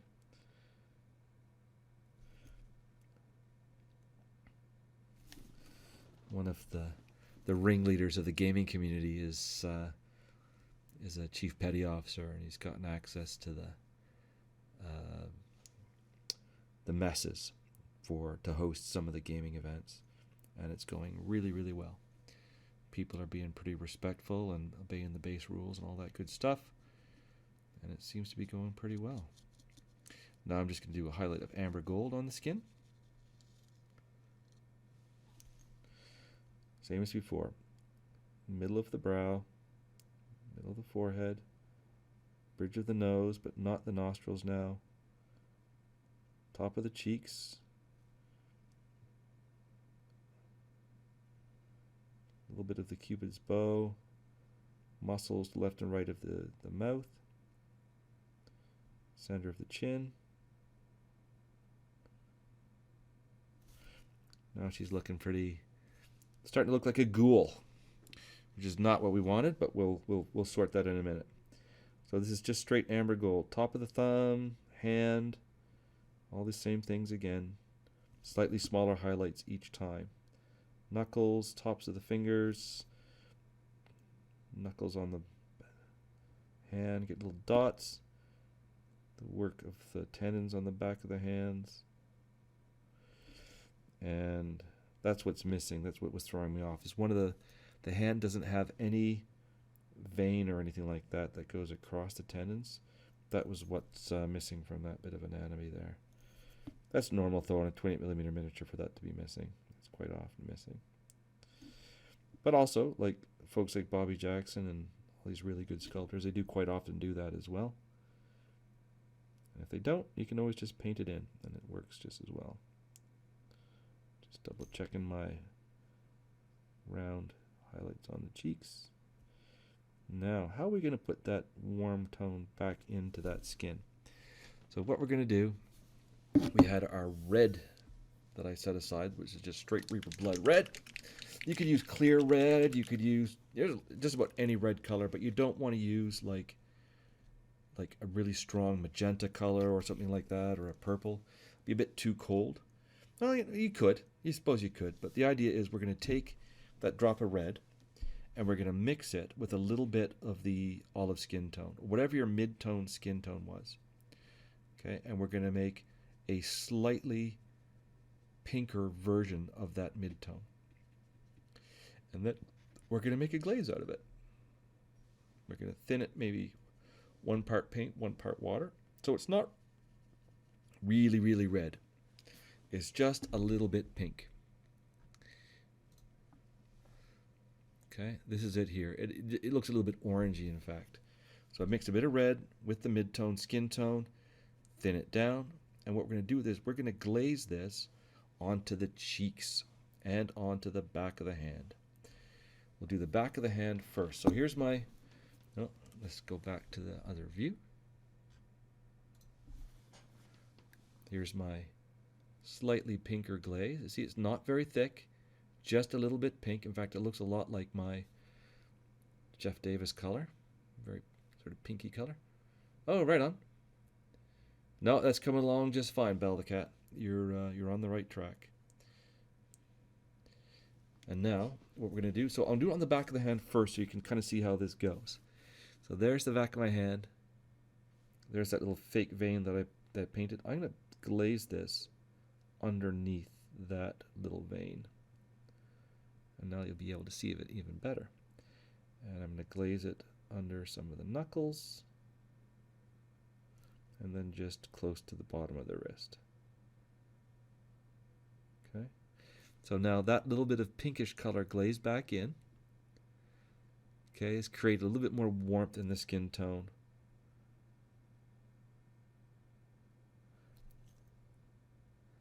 So the glaze is not just straight blood red. I mixed the blood red color with the base skin tone, the olive skin first. Okay, and then that mixture is what I'm glazing in.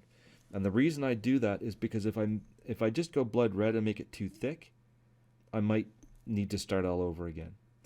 So we just mix it with the middle tone skin tone and just make it slightly pinker and glaze that in. And if we need it to be darker, we just glaze it again, let it dry. So where does this go? So there's my cheek. Can we see the cheek? There's the cheek right there. And this color is going to start at the bottom of the cheek and get pushed towards the shadow on the bottom of the curve of the cheek. And if you put too much, you can always go back in, put a little bit more, redo like the highlights and stuff on there. We just push it across into the shadow sides of the face. And it's going to make her look like she's kind of working hard. She looks kind of rosy cheeked now. And I have managed to make a coffee stain line with mine, which I will now fix. There she is. She's got a little bit more warmth in her cheeks now. But I also managed to make a coffee stain. So the most recent highlight color I used was this straight, wow, brain thing, place, amber gold. So I'm just going to touch up the top of the cheeks above where I just did the red glaze to cover any accidental coffee stains that I made. There we go. So the coffee stain is gone. I still got a little bit of red in my cheeks. Looking pretty good. I'm pretty happy with that. Now, I'm going to take creamy ivory, add it to the amber gold, and I'm going to do another level of highlight on her face. The face should be like the focal point overall of the mini, even though we're making it look like the light is coming from her holy symbol. So add a bit of creamy ivory and do one more even lighter layer of highlight. Focus on the middle of the forehead, tip of her nose, center of the highlights of the cheeks,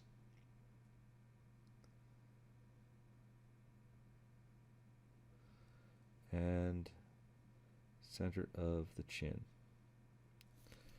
Okay, there she is. Now we do need to give her some eyes. Now, these eyes are tough, I will tell you, because of the way the hair lays across the eyes. And this is one of the reasons why we have not painted the hair yet. Now, normally I would say, let's do a two-step eye. But where the second dots have to go in a two-step eye is under the hairline. That's really tough. So instead what we're going to do is we are going to do a like a Betty Davis eye sort of thing. We're going to paint the white of the eye, and then we're going to put a dark line through it. Now, before I do that, I'm also going to give her some color to her lips. Her lips were this mix of burgundy wine color. So let's put some red into that burgundy wine color. Make it much redder.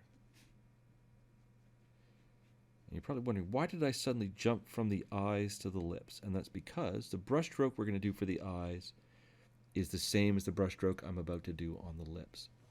So I'm making a lighter, redder version of the lip color. Add just a little bit of that amber gold in there to lighten it up. There we go. So we have a lighter, redder version of the lip color. And what I'm going to do is I'm going to lower the brush onto it and make an oval of color. I'll do that on my thumb. I'm going to come in from the brush, line it up the way I want it to be for the mouth, and lower the brush to make an oval and lift it again. That's how we're going to paint the eyes. So I'm going to practice that on the mouth. Let's get the brush lined up. We get the miniature lined up to the brush. There's our brush. Boop. Line up the miniature. And then we just gently lower the brush down to make that oval of color.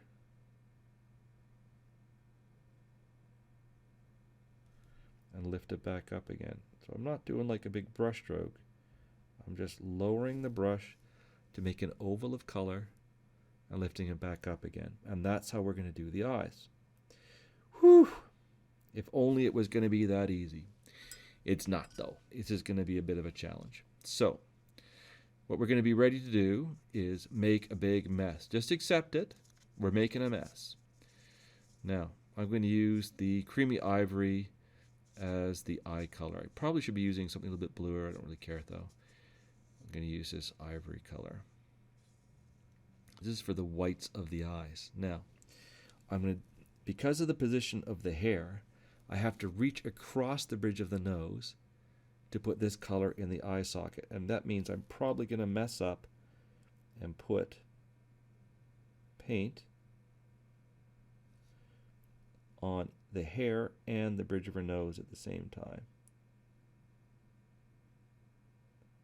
That's assuming I can get past the hair,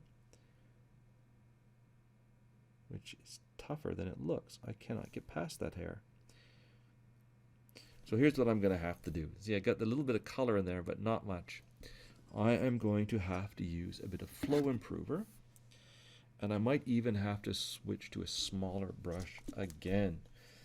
So I'm going to put a little dab of flow improver in my palette so I have it available to use. There it is.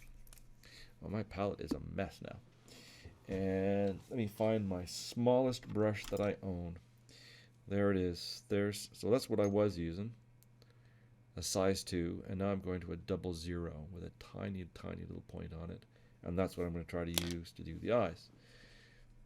Now, the downside is that the paint dries very, very fast on these little tiny brushes, which is why I need a bit of flow improver. The flow improver is going to keep the paint from drying out.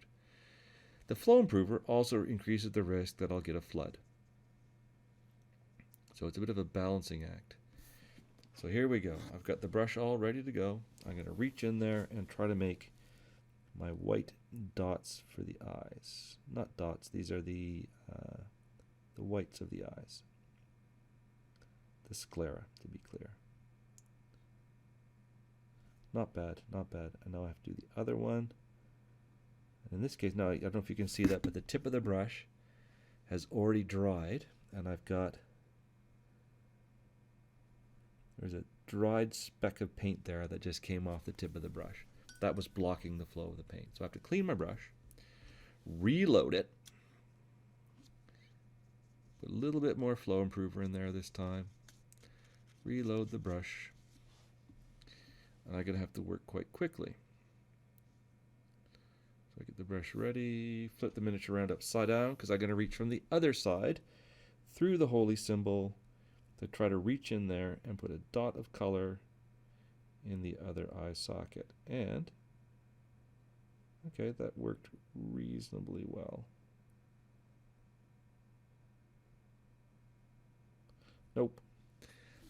There we go. We have put a blot of paint not on the eye socket. We've put it on her nose. We've put it on her hair. We've got it everywhere but kind of where we wanted it to be. So, now I get angry, throw the miniature across the room. No. We just come back in. We darken the eye socket back up again. And if possible, we paint around the eye. And if not possible, then we just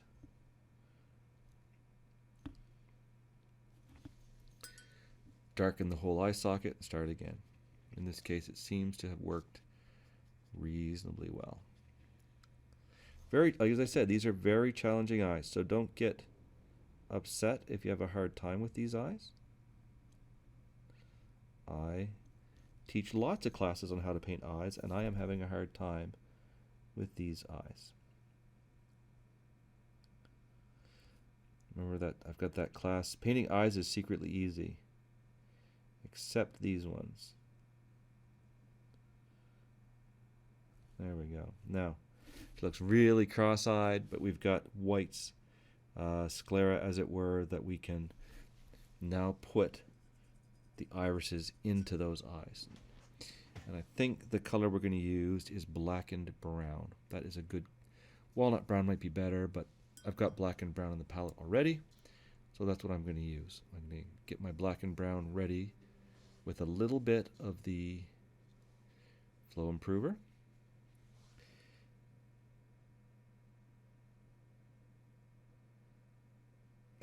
Exactly. Yes, cussing is important, and covering up the details and hiding the evidence is also important. All right. Now, I can line up the miniature to the brush, and I don't think this is going to work, but I'm going to try anyway. I put little tiny black and brown irises. Well, no, it didn't really work. These are definitely tough eyes. Some of the toughest I've had to paint, I would say. Plus, you know, my eyes are starting to get pretty bad. Let's try it again. Practice dot. Yep. Sharp point. Yep. Eye socket. Yep. Reach in there. Make a dot. There, that worked. Oh, you can't see what I did, of course, so that's not super helpful. Let's refocus that camera a little bit.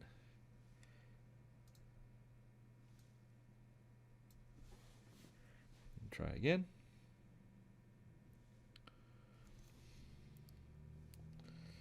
This Artist Opus 00 is just really nice. Specifically for eyes and super tiny details. Sometimes, like a brush in general is not much good. Like I'm not fond of a particular brush brand or particular type, but this particular brush, I don't know whether I got lucky and just got a really particularly good one, but this particular 00 has been really excellent. It's just really well behaved. And you can probably see that a few bristles have broken out of it, but it's still keeping a really sharp point. And when it's like my Excalibur, when I need to go and do something super pointy, that's what I resort to. So, not the best eyes I ever painted, but she has painted eyes, and I can live with that. Now, and she's got a little bit of skin tone that's a little bit warm. I did manage to leave the side of her nose the wrong color though, so let's just quickly fix that. A bit of olive skin color.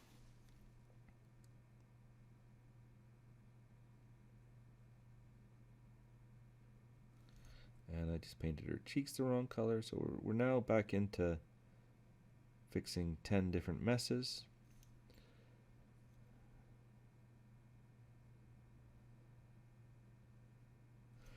But what would the point of miniature painting be if we didn't make mistakes and have fun trying to fix them? Well, okay, I guess we would all be happier if we never made mistakes.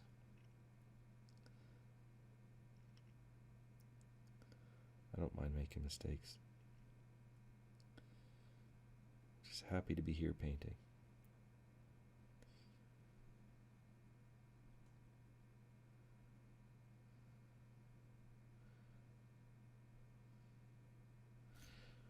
Yes, this brush is excellent.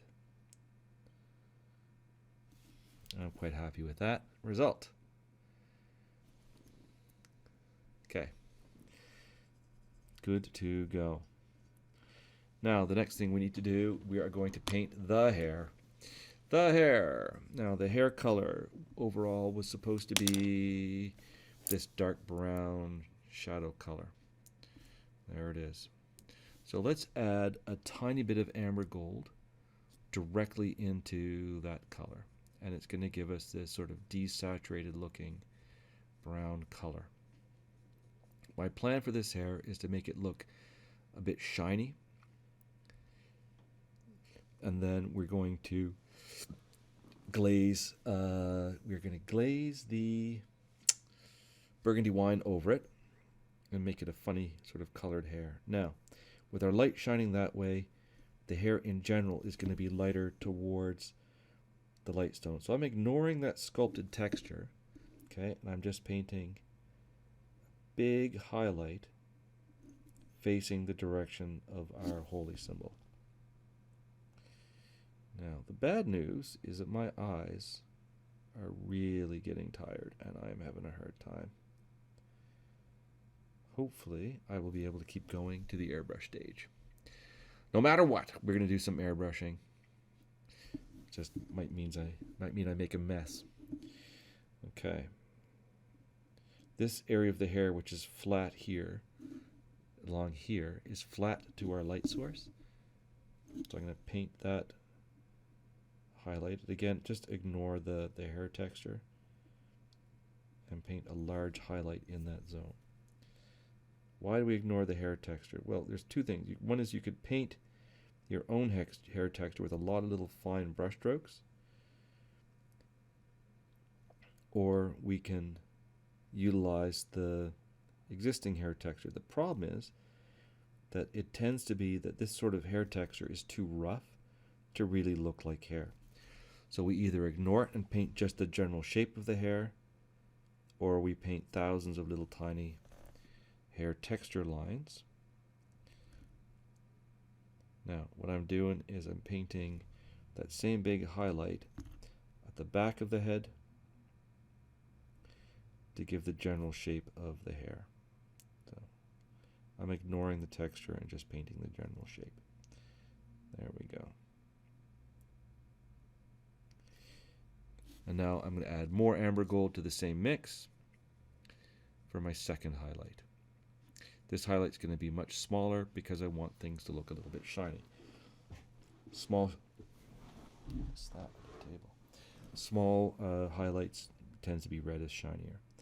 So here's the non-lit side, and we're just going to ignore that texture and paint our own sort of line of highlight. Is like a bit of a halo around her head to the back. On the side facing the light, we're going to do the same thing, but we're going to make that line of light a little bit bigger. Might be a little too big. That's okay. We'll just make it smaller with the next step.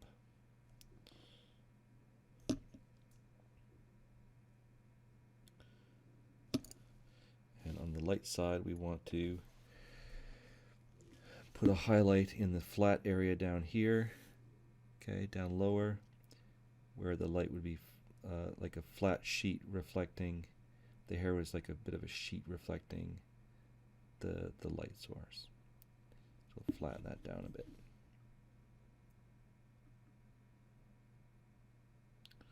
Sorry, because of the position, the brush is hitting the camera a little bit.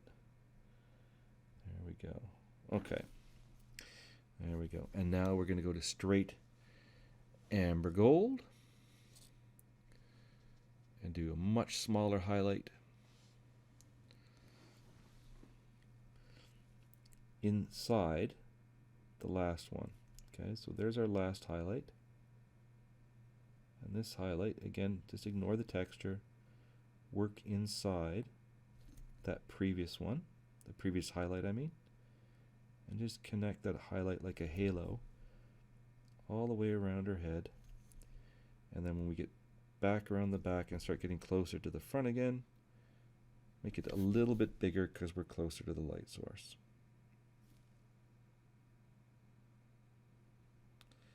Same thing on the lower down bit of that hair.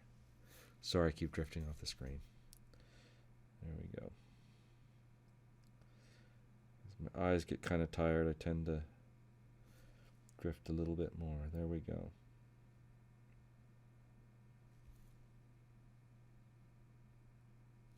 Okay, so there's our hair reflecting the light. Now we're going to go to straight creamy ivory, do the same thing again, and smaller again. Now, at this stage, if you want to, you can just do these highlights on the texture. Okay, so like on this halo effect line going around the head, we could just do this on the raised bits of the texture by putting the brush on a low angle and just catching those raised bits in a line around the head. Okay, and that's going to make the hair look quite, I mean, the hair looks really shiny as a result.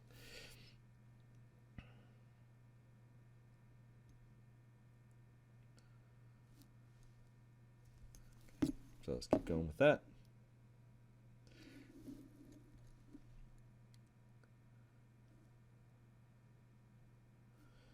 Some of these are a little hard to reach. There we go.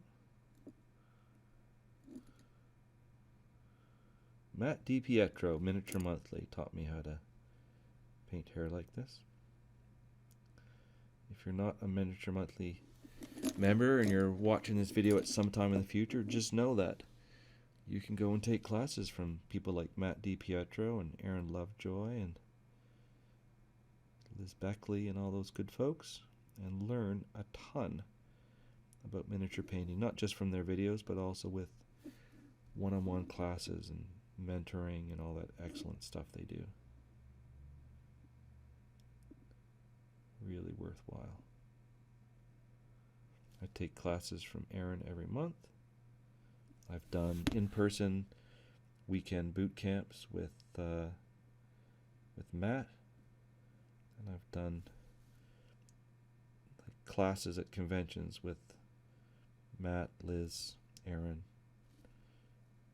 and it's always worthwhile. Excellent mentors. And not just because this is their channel. I'm here because it's their channel and I believe in what they do. So if they don't pay me, I pay them. Anyway. So now there goes her shiny hair, shiny light source, eyes painted, not well, but painted enough. So what are we into next? I said I was going to do a glaze with burgundy wine over the hair. So let's do that. We're going to make a very thin glaze of burgundy wine. Why did I choose burgundy wine? Because I want to have a slightly different overall color in the hair. And as I said at the start, that dark shadow brown already has quite a bit of purple in it. It's like an interesting purpley brown. And so this color should work well with that. Now I want this to park in here somewhere. Okay, so I'm going to pull off of the highlights down towards the shadow, just as we did all those other glazes. And I'm going to park this burgundy wine in that shadow along that line in her hair. There we go, and that's going to make a really interesting looking color. Well, I think it's interesting. You might not like it, but I like it. And it makes her hair a different color from her clothing. Smooths out some of that highlighting in the hair, but the hair still looks fairly shiny after we're done.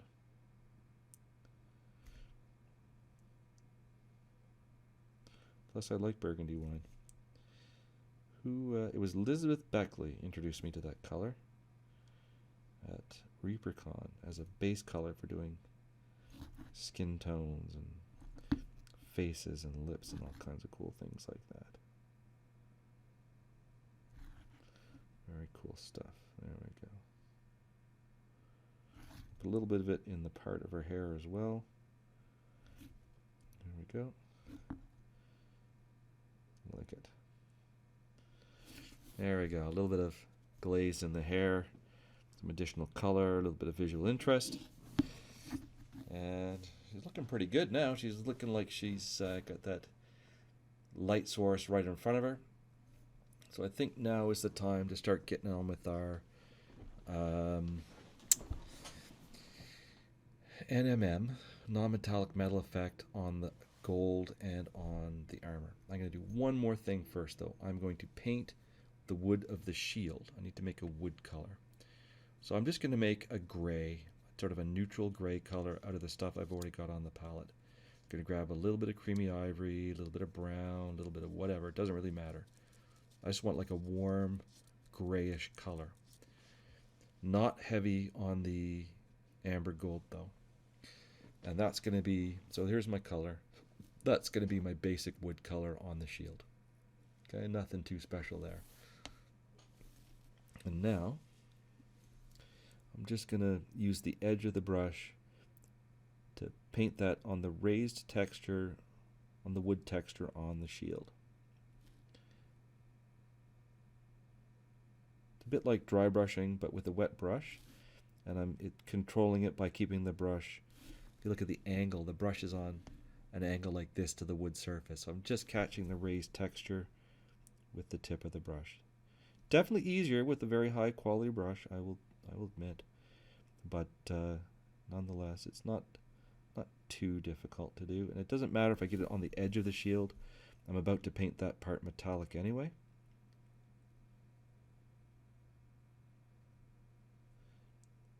There we go. Just catching the raised texture and using the existing black color, gray color that's there to make the shadows on my wood on this shield.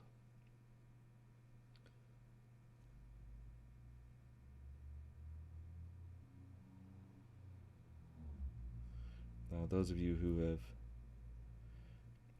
watched these videos or participated with the way I paint, done any of these paint-alongs before, know that I like to use raw sienna. Raw sienna? I always get it wrong. I always get the name backwards. Transparent raw sienna to glaze over to make the wood color. And that's what we'll do in a little while. I think now what we need to do is highlight the wood. So now I want that amber gold color. And I'm going to mix a whole bunch of amber gold into that gray mess I just made. And I'm going to do the same thing again, but focusing on the corner of the shield close to the holy symbol. Okay? So this is unthin paint. This does not work well with thin paint. It's unthin paint, so it doesn't accidentally flood off the tip of the brush. And my brush strokes are going to go from the bottom of the shield to the top, just catching the raised texture a little bit. There we go. So we're highlighting, keeping our emphasis of our light towards our little holy symbol deal at the top there.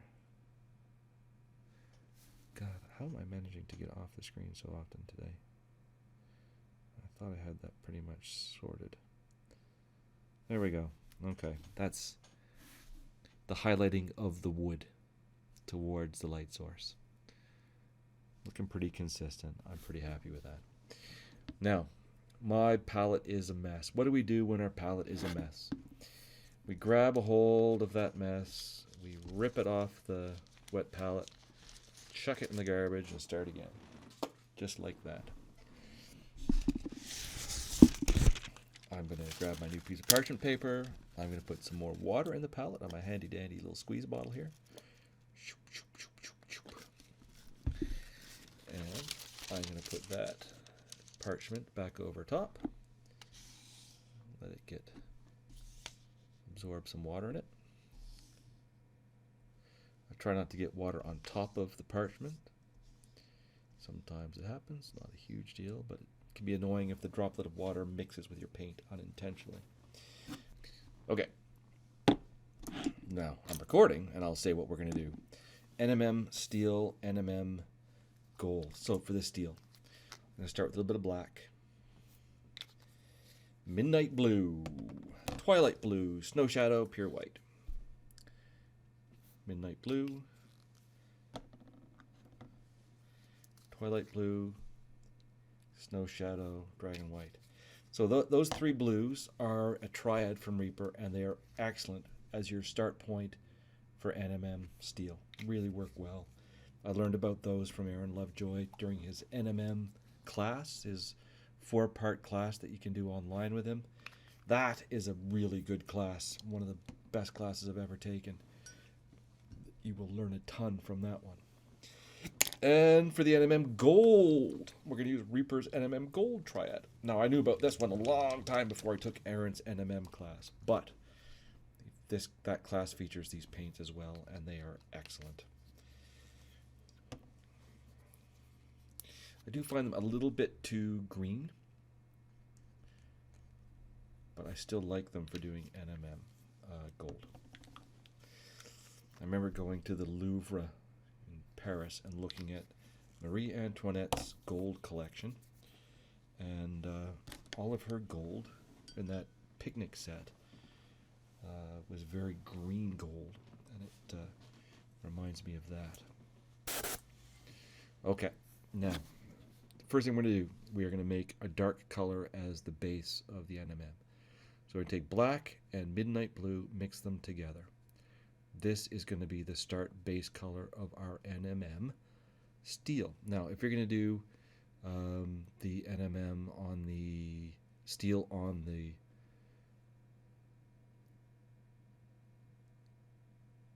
and whatever, never mind. I'm going to focus on the rim of the shield and the mace head. So we'll start on the rim of the shield. Paint the whole rim of the shield, top and bottom, this color right up to the edge of the hair. Okay, right up to the edge of the hair and everything. Okay, and we are also going to paint the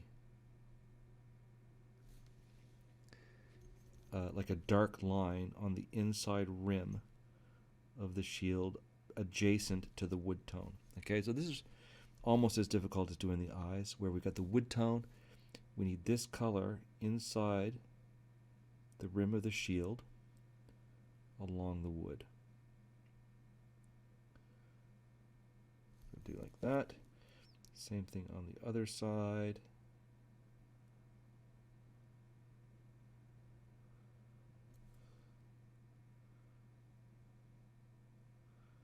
Now you guys, I didn't mention this earlier, but quite often, I get to the end of the day, I'm tired, and I just stop painting. But I feel like I'm getting a bit of a second wind today. I'm feeling a bit better. And normally I go visit my mother on Sundays for supper, but I'm not doing that tonight. My wife and I are going to go out for supper. And so I've got a little bit of extra time today. So we're going to dig into this NMM a little bit deeper than usual, since conditions seem to be right. That being said, in 5 minutes I'll probably be like, to hell with it, I quit. But we'll see how we do for now. So head of the mace, completely painted this really, really dark black blue. especially the spaces in between on that pineapple grenade shaped mace head. There we go. And I think this, now we'll do the whole holy symbol will be gold, except for the gemstones. So we might as well paint the gemstones this color now on both the holy symbol and the center of the shield.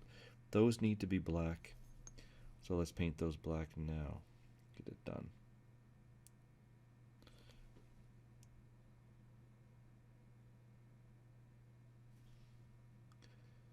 Gems on the holy symbol and the shield.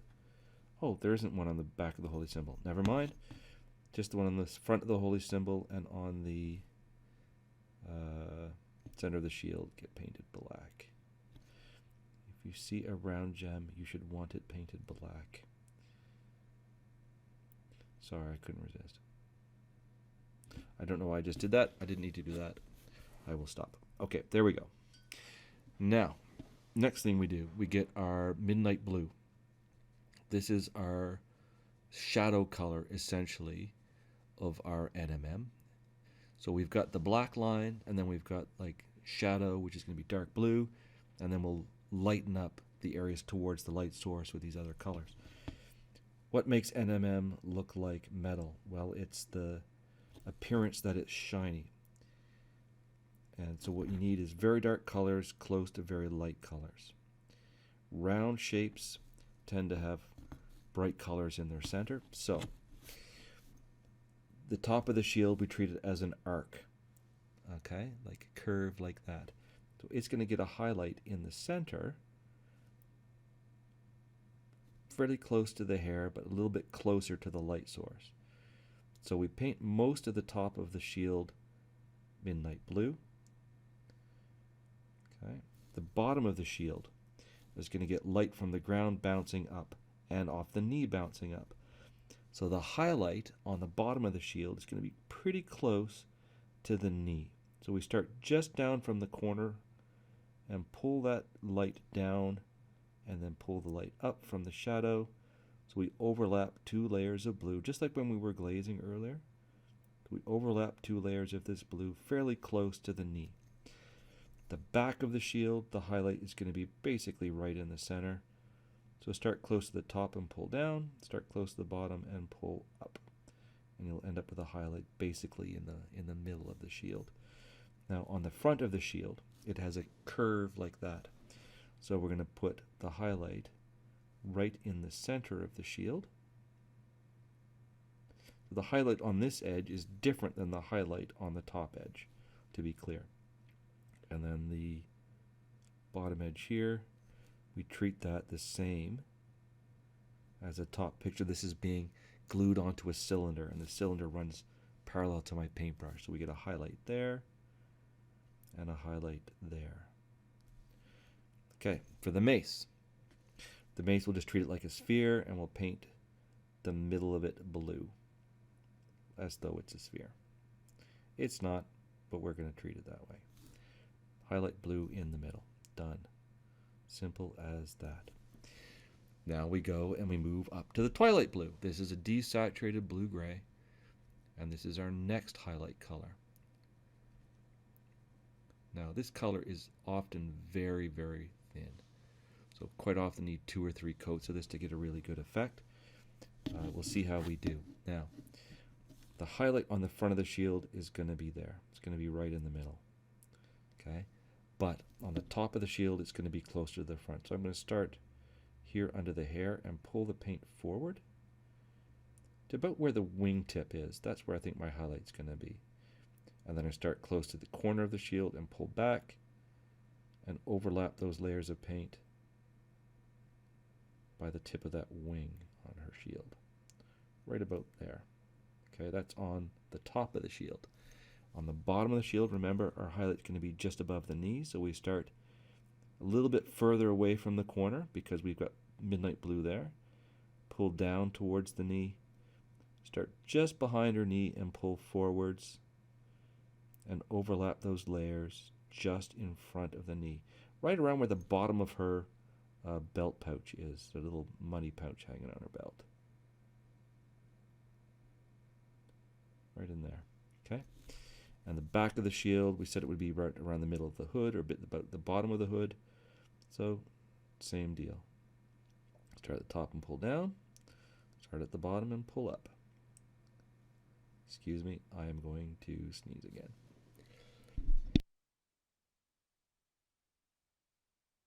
There we go. Front of the shield. Highlight right in the center of the shield. Why is it right in the center instead of lined up with the wood? Because it reflects differently from the wood, so the highlight is going to be in a different position. The wood is dull. The metal is going to be shiny. There's our highlight across the center. Now, the mace, just going to put this basically like in a sphere in the center, but I'm only going to paint it on the tops of the little blobs of metal, like the pineapple shapes, the potato masher, if you will. There we go. Potato masher is not a very, it seems like a complicated shape, but you don't have to make it complicated to paint it. Okay. Now, twilight blue plus snow shadow is our next layer.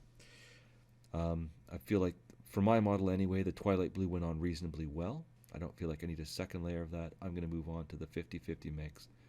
Snow shadow, twilight blue, and do the same thing again, but smaller. So the easiest place to see that's going to be right here on the shield. I know that the center of my highlight is going to be about there. So I'll start a little bit further out. So I have black, midnight blue, twilight blue, and then I want the snow shadow to stay inside the twilight blue. And I do the same thing. Pull the colors towards the center to create the highlight. Same thing at the bottom. And where these are part of the cylinder, they should be about the same size in terms of like the width of the highlight. There we go. Same thing now on all the other highlights on the shield. One on the top, same idea. Start a little bit closer to the front. There it is. And pull from the front back, creating the main highlight right at the tip of the wing. Top down towards the knee. Below the knee to just above the knee. Now we're starting to get our highlights are starting to show up pretty well. Pull down from the top to the middle of the cloak, or the middle of the hood here. There we go, pull up. Just like that.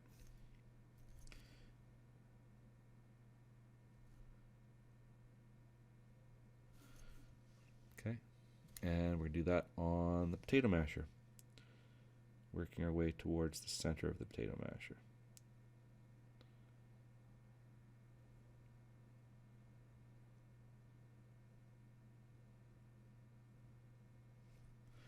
There we go.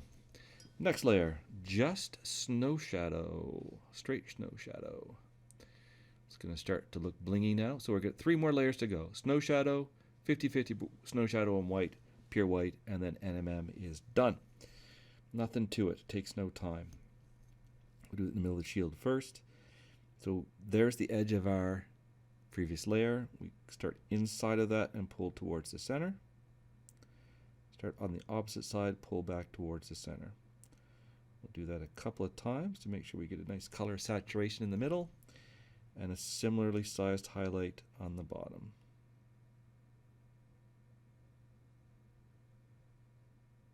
There we go. Top of the shield, same idea.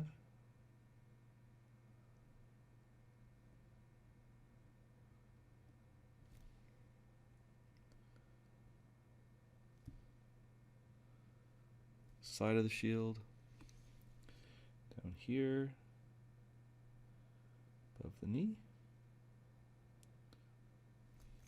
and the back of the shield, like that.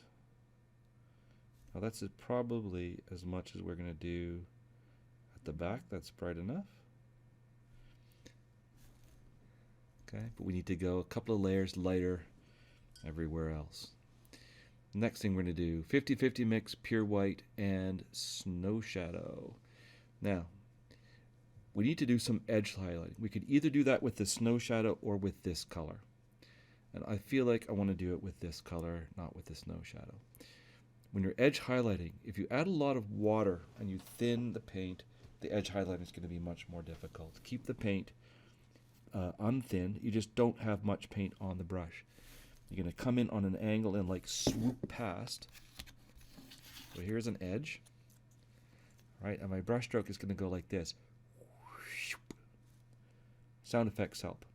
If I want my highest highlight to be there, I start out here, swoop in and out. Start out here, swoop in and out. And I do that, working my way towards the center on the edge to create a highlight along the edge. Do the same thing on a corner.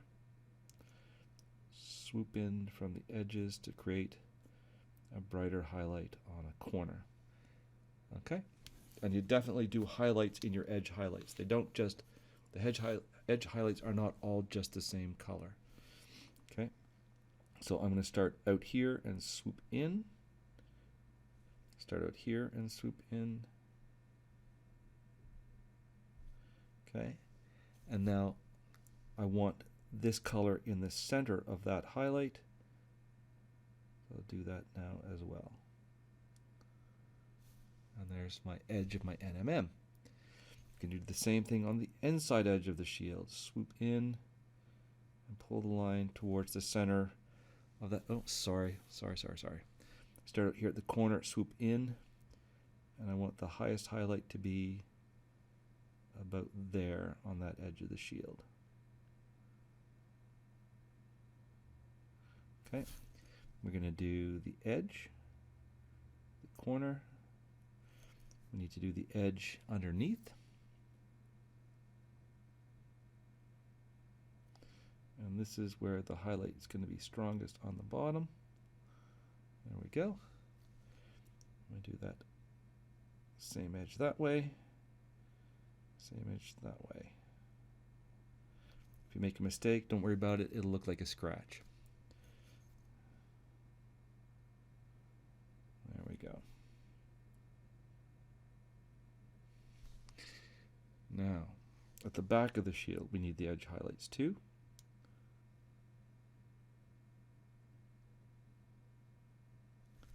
We line that up to there, and just a little bit spills over to the back. Not much, but we're not going to do a big edge highlight on the back of the shield. Why? I just don't feel like it. And you could do a brown edge highlight back there. That would be totally legit. And we are going to do the most difficult edge highlight now, which is going to be the inside edge of the rim of the shield. Like inside this rim. So what we do is we use the very tip of the brush to paint that edge highlight, and we pull in towards the center of the highlight at the bottom. Start out here and pull to, start out here and pull towards the center.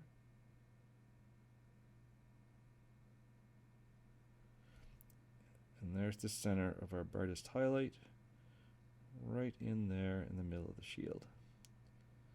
Okay, now that looks pretty good, but I want to redo this one in the middle at the top, make it nice and bright.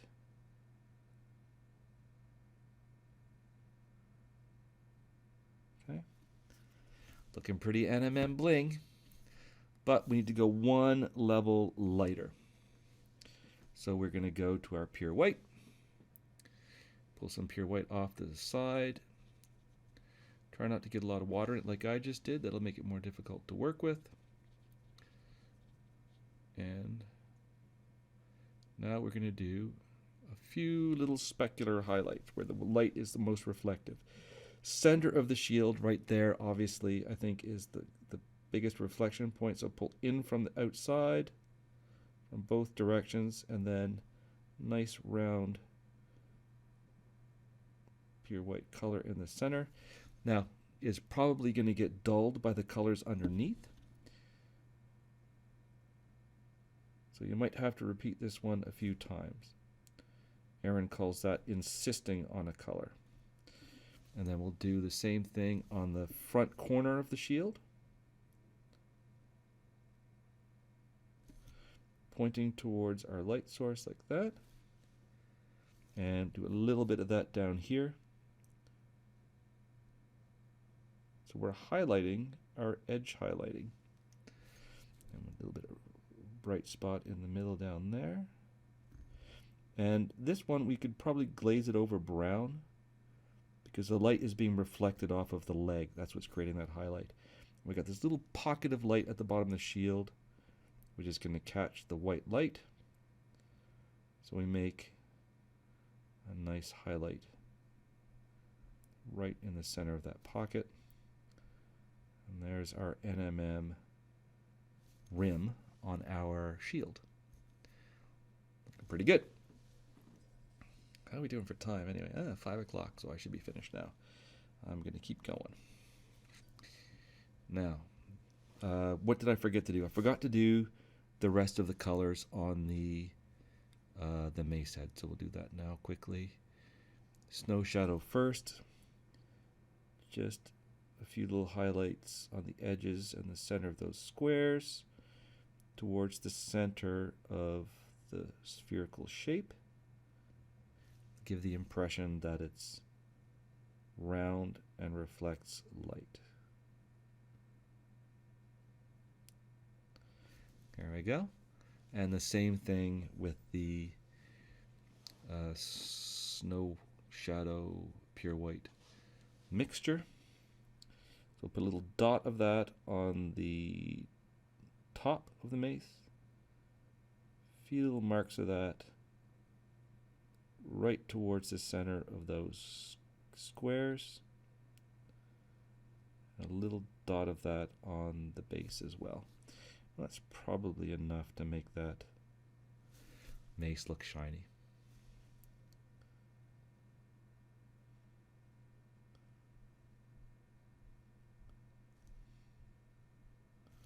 Okay. We'll put a few little chips and dings on the shield in a couple of spots. Make it look like it's actively been used in a fight or two. Since she is Thess Ironfaith, she's probably tested her faith in battle against demons or somebody. There we go. A few little scratches and dots and bits.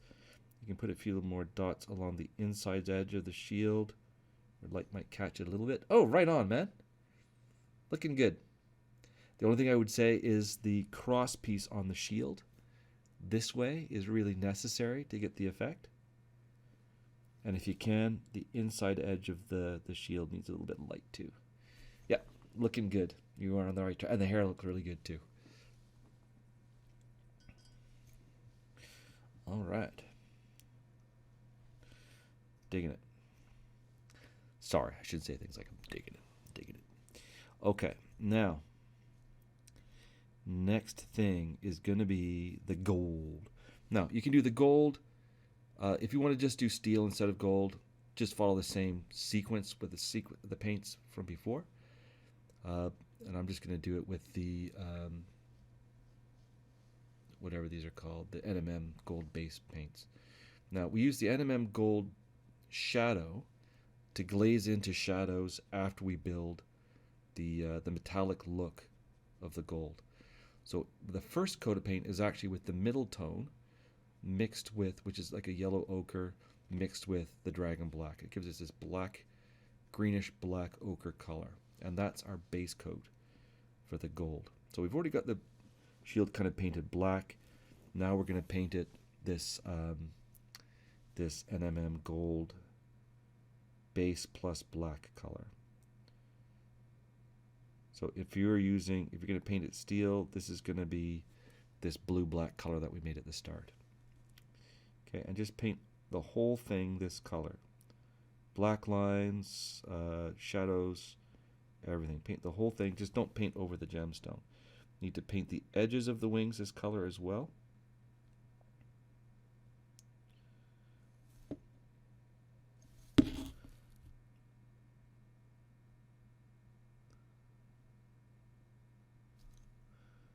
This is like our black line color in a sense. Learned how to do this from Aaron as well.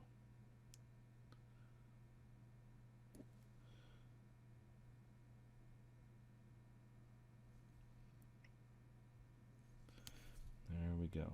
And same thing on the holy symbol. Paint the whole holy symbol this color.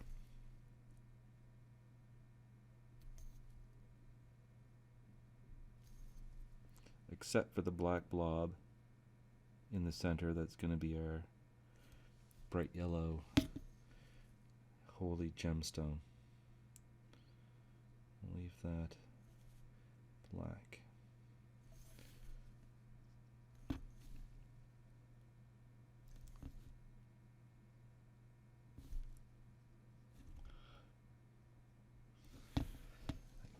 Really recommend that NMM class of errands. It is really eye-opening. It's a really well-structured class. I've taken a few NMM classes, and for me, that was the most comprehensive. Not necessarily comprehensible, it's not what I mean. Like, it covers different colors of metals, different reflectiveness of metals, like backlighting, secondary reflections, fall of light, all these things that are really, really helpful. Okay, there we go. Great. Now, we're going to switch over from that to using straight NMM base. Now, you've taken it twice, right on. Yeah, it's such an excellent class. Yeah, I refer back to the notes and the photos and things from that class. I've kept the Finari, which was the demo model for that, like, just set aside on the shelf so I can refer back to it to remind myself what I'm doing. Really good. Okay, so now I'm going to use just the NMM base, and the idea is we're going to highlight in general towards our light source, okay? Now, there's all kinds of rules about reversing and mirroring and all this kind of stuff, but we're keeping it simple. We're just going to highlight towards the light source, and keep in mind that this is a cylinder like our paintbrush. So to see the way that we've got the highlight there and the highlight there, we're going to emphasize the highlight in the center of these wings, but overall it's going to be lighter towards the top. That's the general idea. So my brush strokes are going to go from the bottom to the top.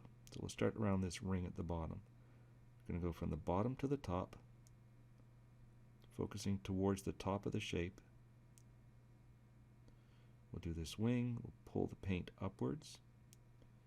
Now, I don't know how your paint looks, but mine looks really, really bad. Really gooey. And by gooey, I mean, I think I got mostly medium and not much paint. So I am going to reshake.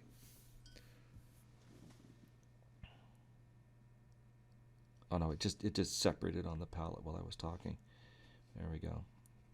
I'm going to start again and reload my brush. Now this pigment does tend to be fairly transparent anyway. So you often need a couple of colors. And that's to our advantage, right? We can create that sort of layering effect where, like, see how it's kind of patchy down here.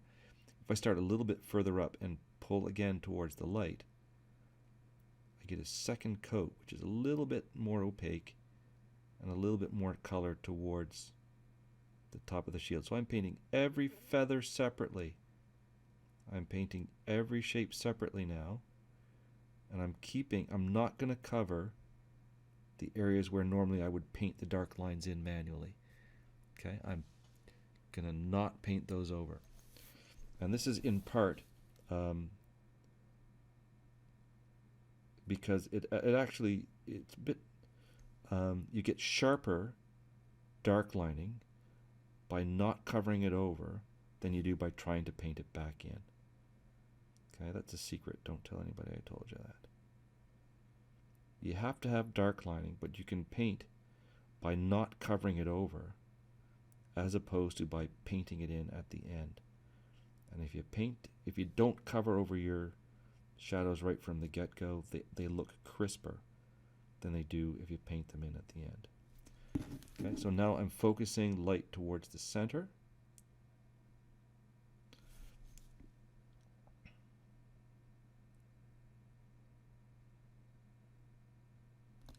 To match the highlight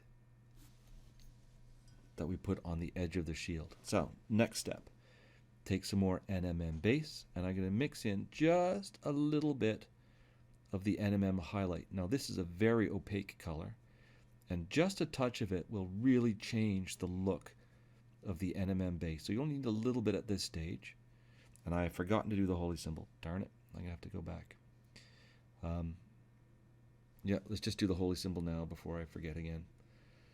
Holy symbol first, then the other bit.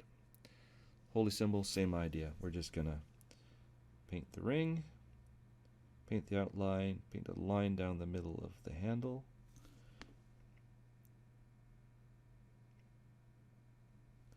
And paint the little wingy bits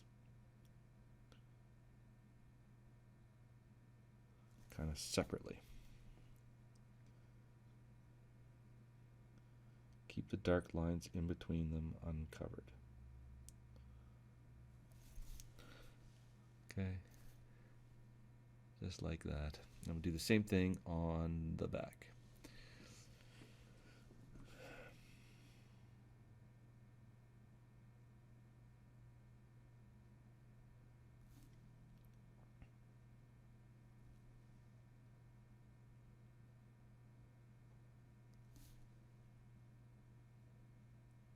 This is the speed paint version of NMM.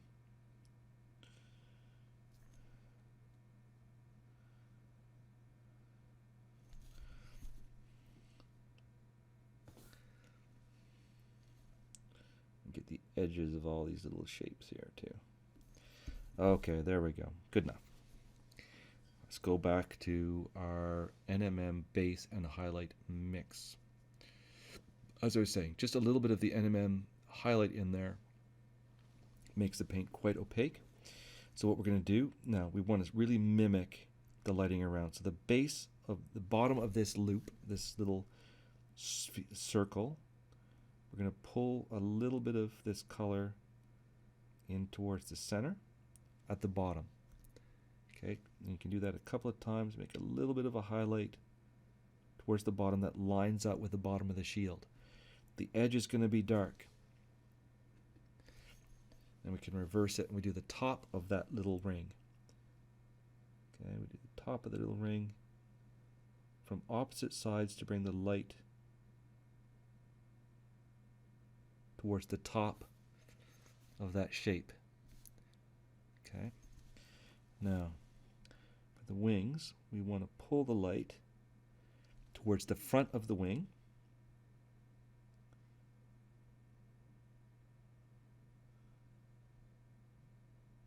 So the front of the wing is going to be more lightly highlighted to match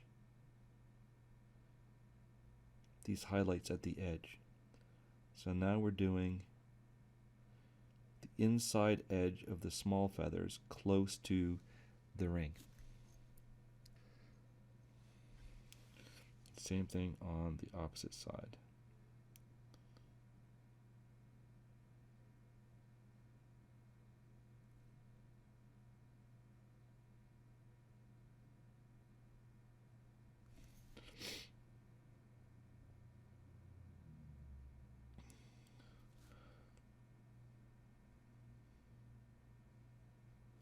There we go.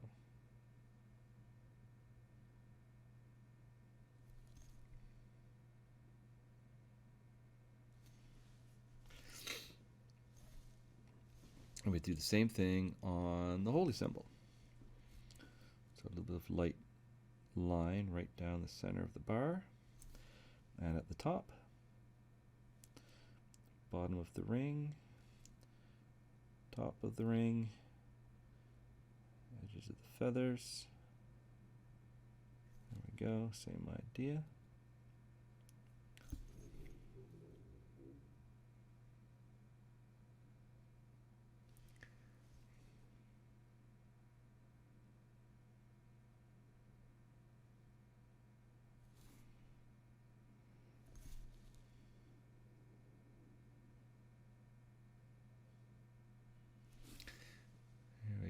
And same thing on the back. We'll keep that light sort of focused towards the center.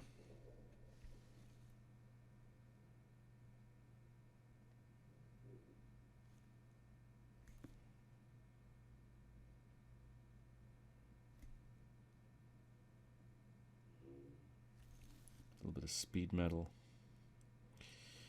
There we go. And on the outside edges of all those little wings, look at those little sharp edges, we give those a bit of color too. Now we do another big dollop of NMM base, or highlight, into the mix. We could probably jump straight to NMM highlight now. Our next step is going to be a mix with pure white. Okay. So a little bit on the bottom of that ring, under the gem. A little bit at the top.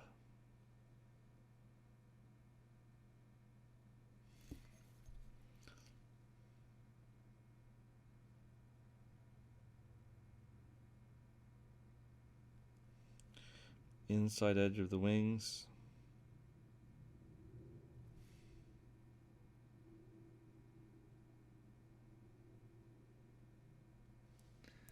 Sorry, I keep drifting.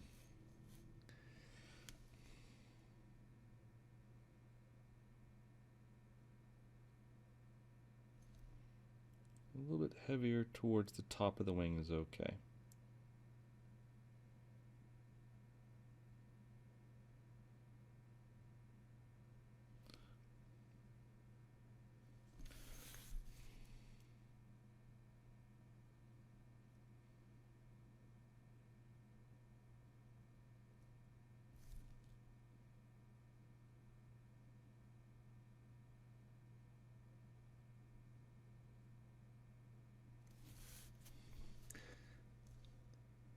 Just getting to look blingy. Holy symbol, even thinner silver light line, gold light line down the center of the handle, and the top part of the handle, the wings.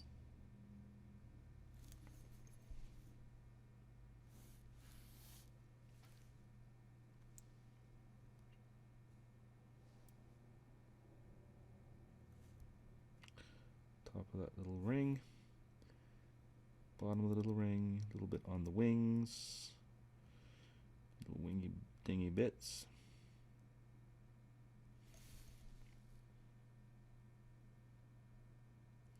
Now, one thing that does happen with this technique is that you tend to lose a lot of color. The gold starts to look really pale instead of light gold. And then we can always go back in and add a little bit of, well, raw sienna ink. Or you can glaze in some of our base coat NMM base midtone to bring the color back. And we could try that at the end. So now we're going to do a mix of 50-50 NMM gold highlight and and pure white. The dragon white is what I'm using. And now this is for the edge highlighting and our central specular highlights. So we'll do this on the shield first. So the bottom of the shield gets just a touch of this in the center, like that. But we also want to put some dots around the edge of that as an edge highlight outside of that focal point. Same thing on the top. We need an edge highlight all the right way around the top. Okay, but we want the focal point right in the center at the top. There we go.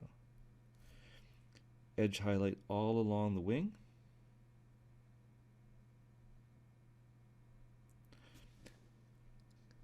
But we're going to focus that little point of the wing is going to get a little bit more light than anywhere else to line up with those other highlights up top and bottom. Same thing on the other side. Another edge highlight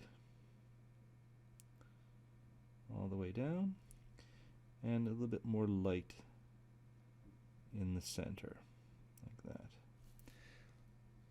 And then we're going to do an edge highlight around the tips of the wings. So I'm just going to lightly work my way around that outside of that shape on the shield up to the top like that. Okay, and that's as much as I want to do in that sense. Around the outside edge on the other side.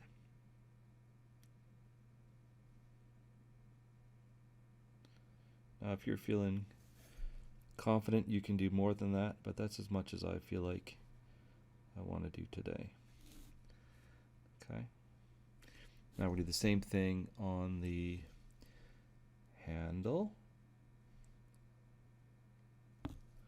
top of the gem, inside of the wing,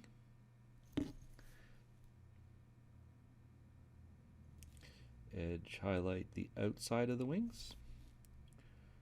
Like I said, speed painting NMM.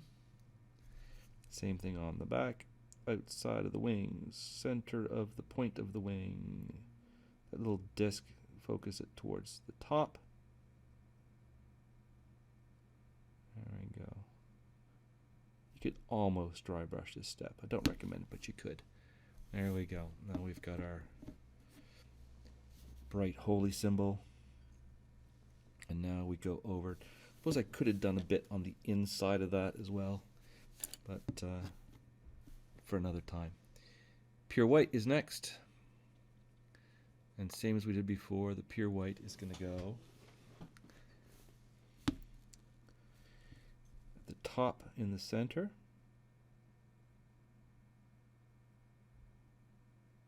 And there's going to be a reflection dot in the gem there as well. And a little bit on the top edge and the point of the wing. Top edge, point of the wing.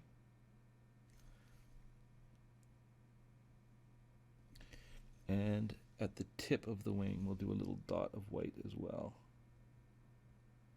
Now, these would be just primary light reflections. If you want to get fancy, this is where you would start to put a little dot of light on the edge of the shield where the light is reflecting off the point of the wing.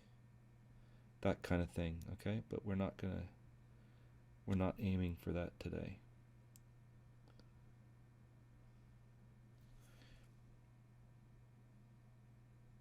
And we'll just redo that one on the top of the medal a couple of times to make sure it's nice and bright. Top of the shield a couple of times, make sure it's nice and bright. There we go. Okay, and now we're going to do the same thing on the handle. Hello.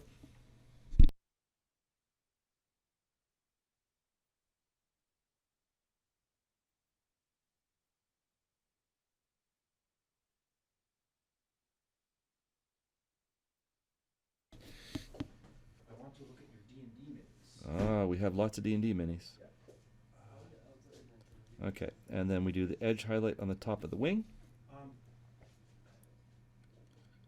And a little bit in the center there. Outside edge of the wing. Outside edge of the wing, like that. And there is our shiny holy symbol, our shiny shield. Good to go.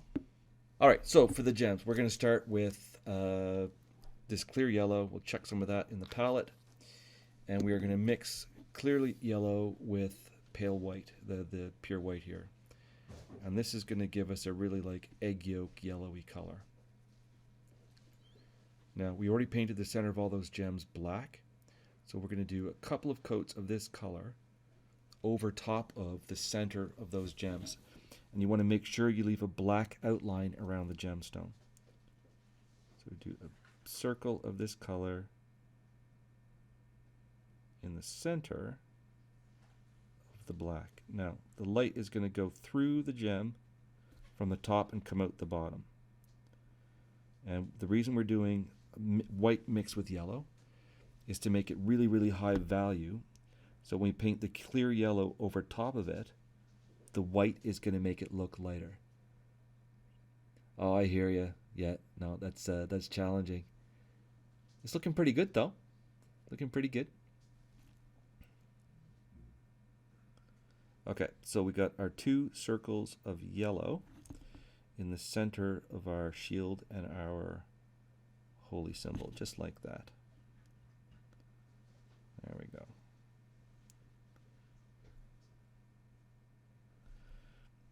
Okay, and like I said, we want to do these twice to make sure we get a nice complete circle, because this is going to show through everything. There we go. Really, really yellow. In fact, on screen you can see how yellow that looks. It's like glowing like the sun, which is what we want, because we painted her to look like her holy symbol was like a light source. I'm digging it. Okay. We need to let that dry for a moment. So the next step is going to be to mix that yellow with black. So we grab that yellow, and that's going to turn it really green, which is going to be gross. But we're doing it. There we go. Put a dab of black. That was too much black. Put some yellow back in there. Even more yellow. That's what I want. Something like that. It's going to look green, but this is what we want. Now, we're going to put a sphere of that color over top of what we already painted. So we want to paint, basically think of a dot positioned pointing at our light source. And we're going to cover most of that yellow circle that we painted. So paint a black, like a green and black mixture as a circle over top of that, close to the top of the gem. That's going to point towards our light source, okay? And we're going to need to do that a couple of times. So we get a nice dark green circle in the center of our gem. Sounds counterintuitive, but what it's going to make it look like is like it's a yellow gem with internal light reflection and shadows that the light is passing through. Put another little dollop of black into the mixture and make another even smaller circle of dark color inside the last one that you did. Like that. Okay. Same thing on the one on the front. A little dark circle close to the top.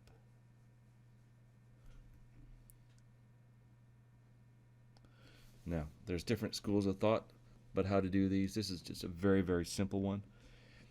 And now what we're going to do is going to put a white dot right at the top of that gem, pointing towards our light source. So not directly at the top, point it towards the holy symbol. So right about there.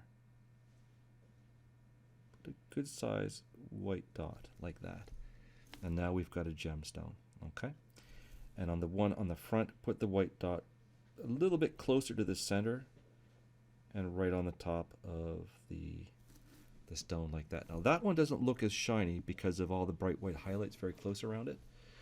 But what you can do is take the yellow, the clear yellow, or if you have a transparent yellow, and glaze this over top of the gem again to make the whole thing look a little bit more yellow.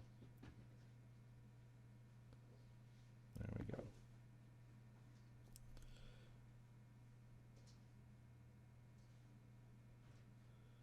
There we go. Now we've got our yellow, our bright yellow gemstone on our shield.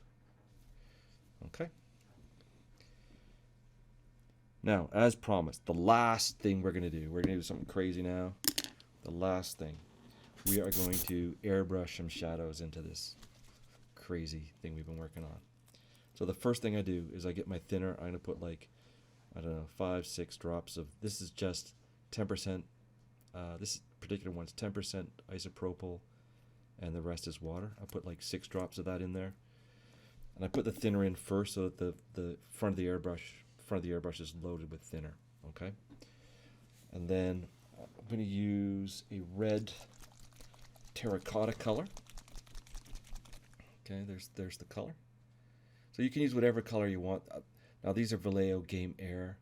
It's just, I like these for my airbrush because they're really thin. And I can put 1 drop of that straight in there, and then I've got a red very, very thin red paint ready to go. I want it to be a little darker, so I'm going to put a bit of this, what's this, charred flesh or dark flesh tone or something in there. So I'm going to with a very, very dark orange color from that. And I'll show you here in the palette in a second. Or in the airbrush. That's the color in there. Really, really dark. Where's a beat up brush? We need a beat up brush for this. We'll stir it, we'll mix that up in the airbrush.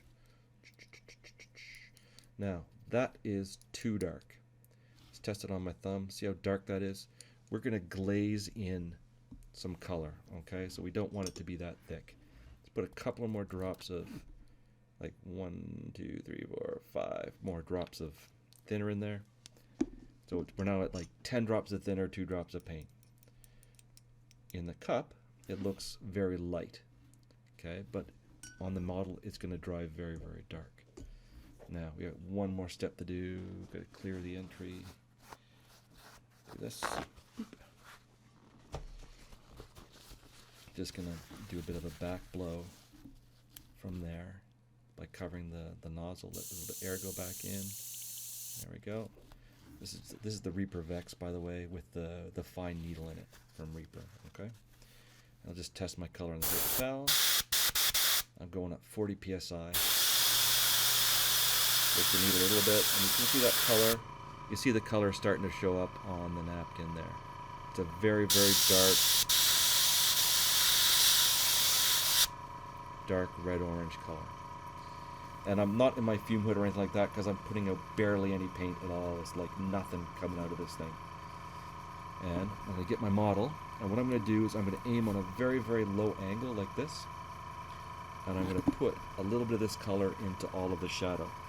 So I'll do it on her leg down there first, and then you're going to watch the way the action works. I'm going to put air, little bit of paint, air, little bit of paint, lots of air, little paint, little paint, little paint, little paint, and you see it building up on my finger? That's how we're going to do this. So air, little paint at a time, little bit of paint at a time. You probably can't hear me talking with the compressor and the thing going. So air and a little bit of paint at a time with a very low angle.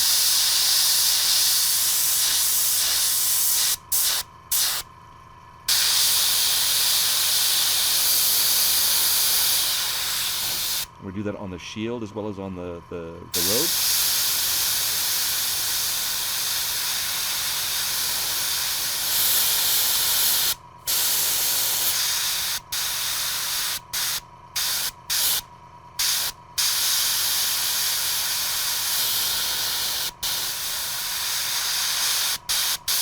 There we go.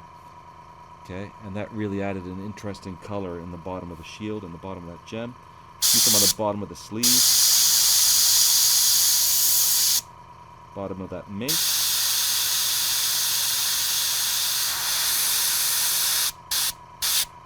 Now you're probably asking yourself, why is he wiggling the trigger like that? It's to avoid spiders. So here's what I do. I'm drying the shield, or drying the paint with air. Dry it with air. Little bit of paint, dry it. Little bit of paint, dry it. If I don't do that, that is what I get. The spiders go shooting everywhere. So air, make sure the surface is really dry. Touch of paint, then dry it.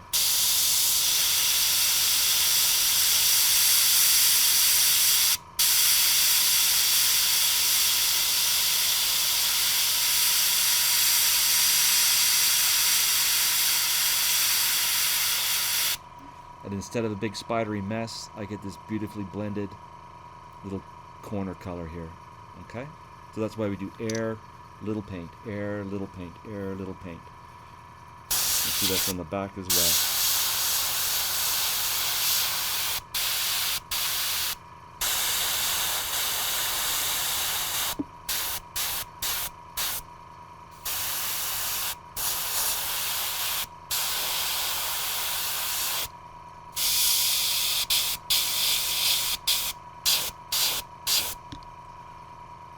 There she is, Thess Ironfaith.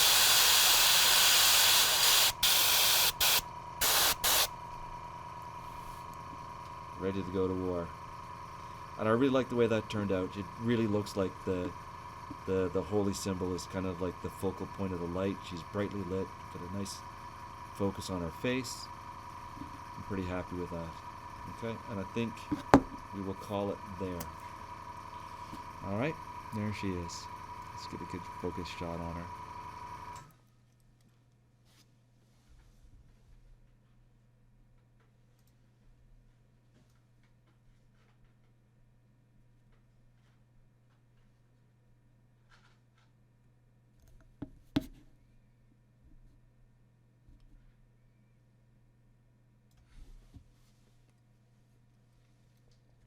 Hey, right on. That looks really good, Belle the cat.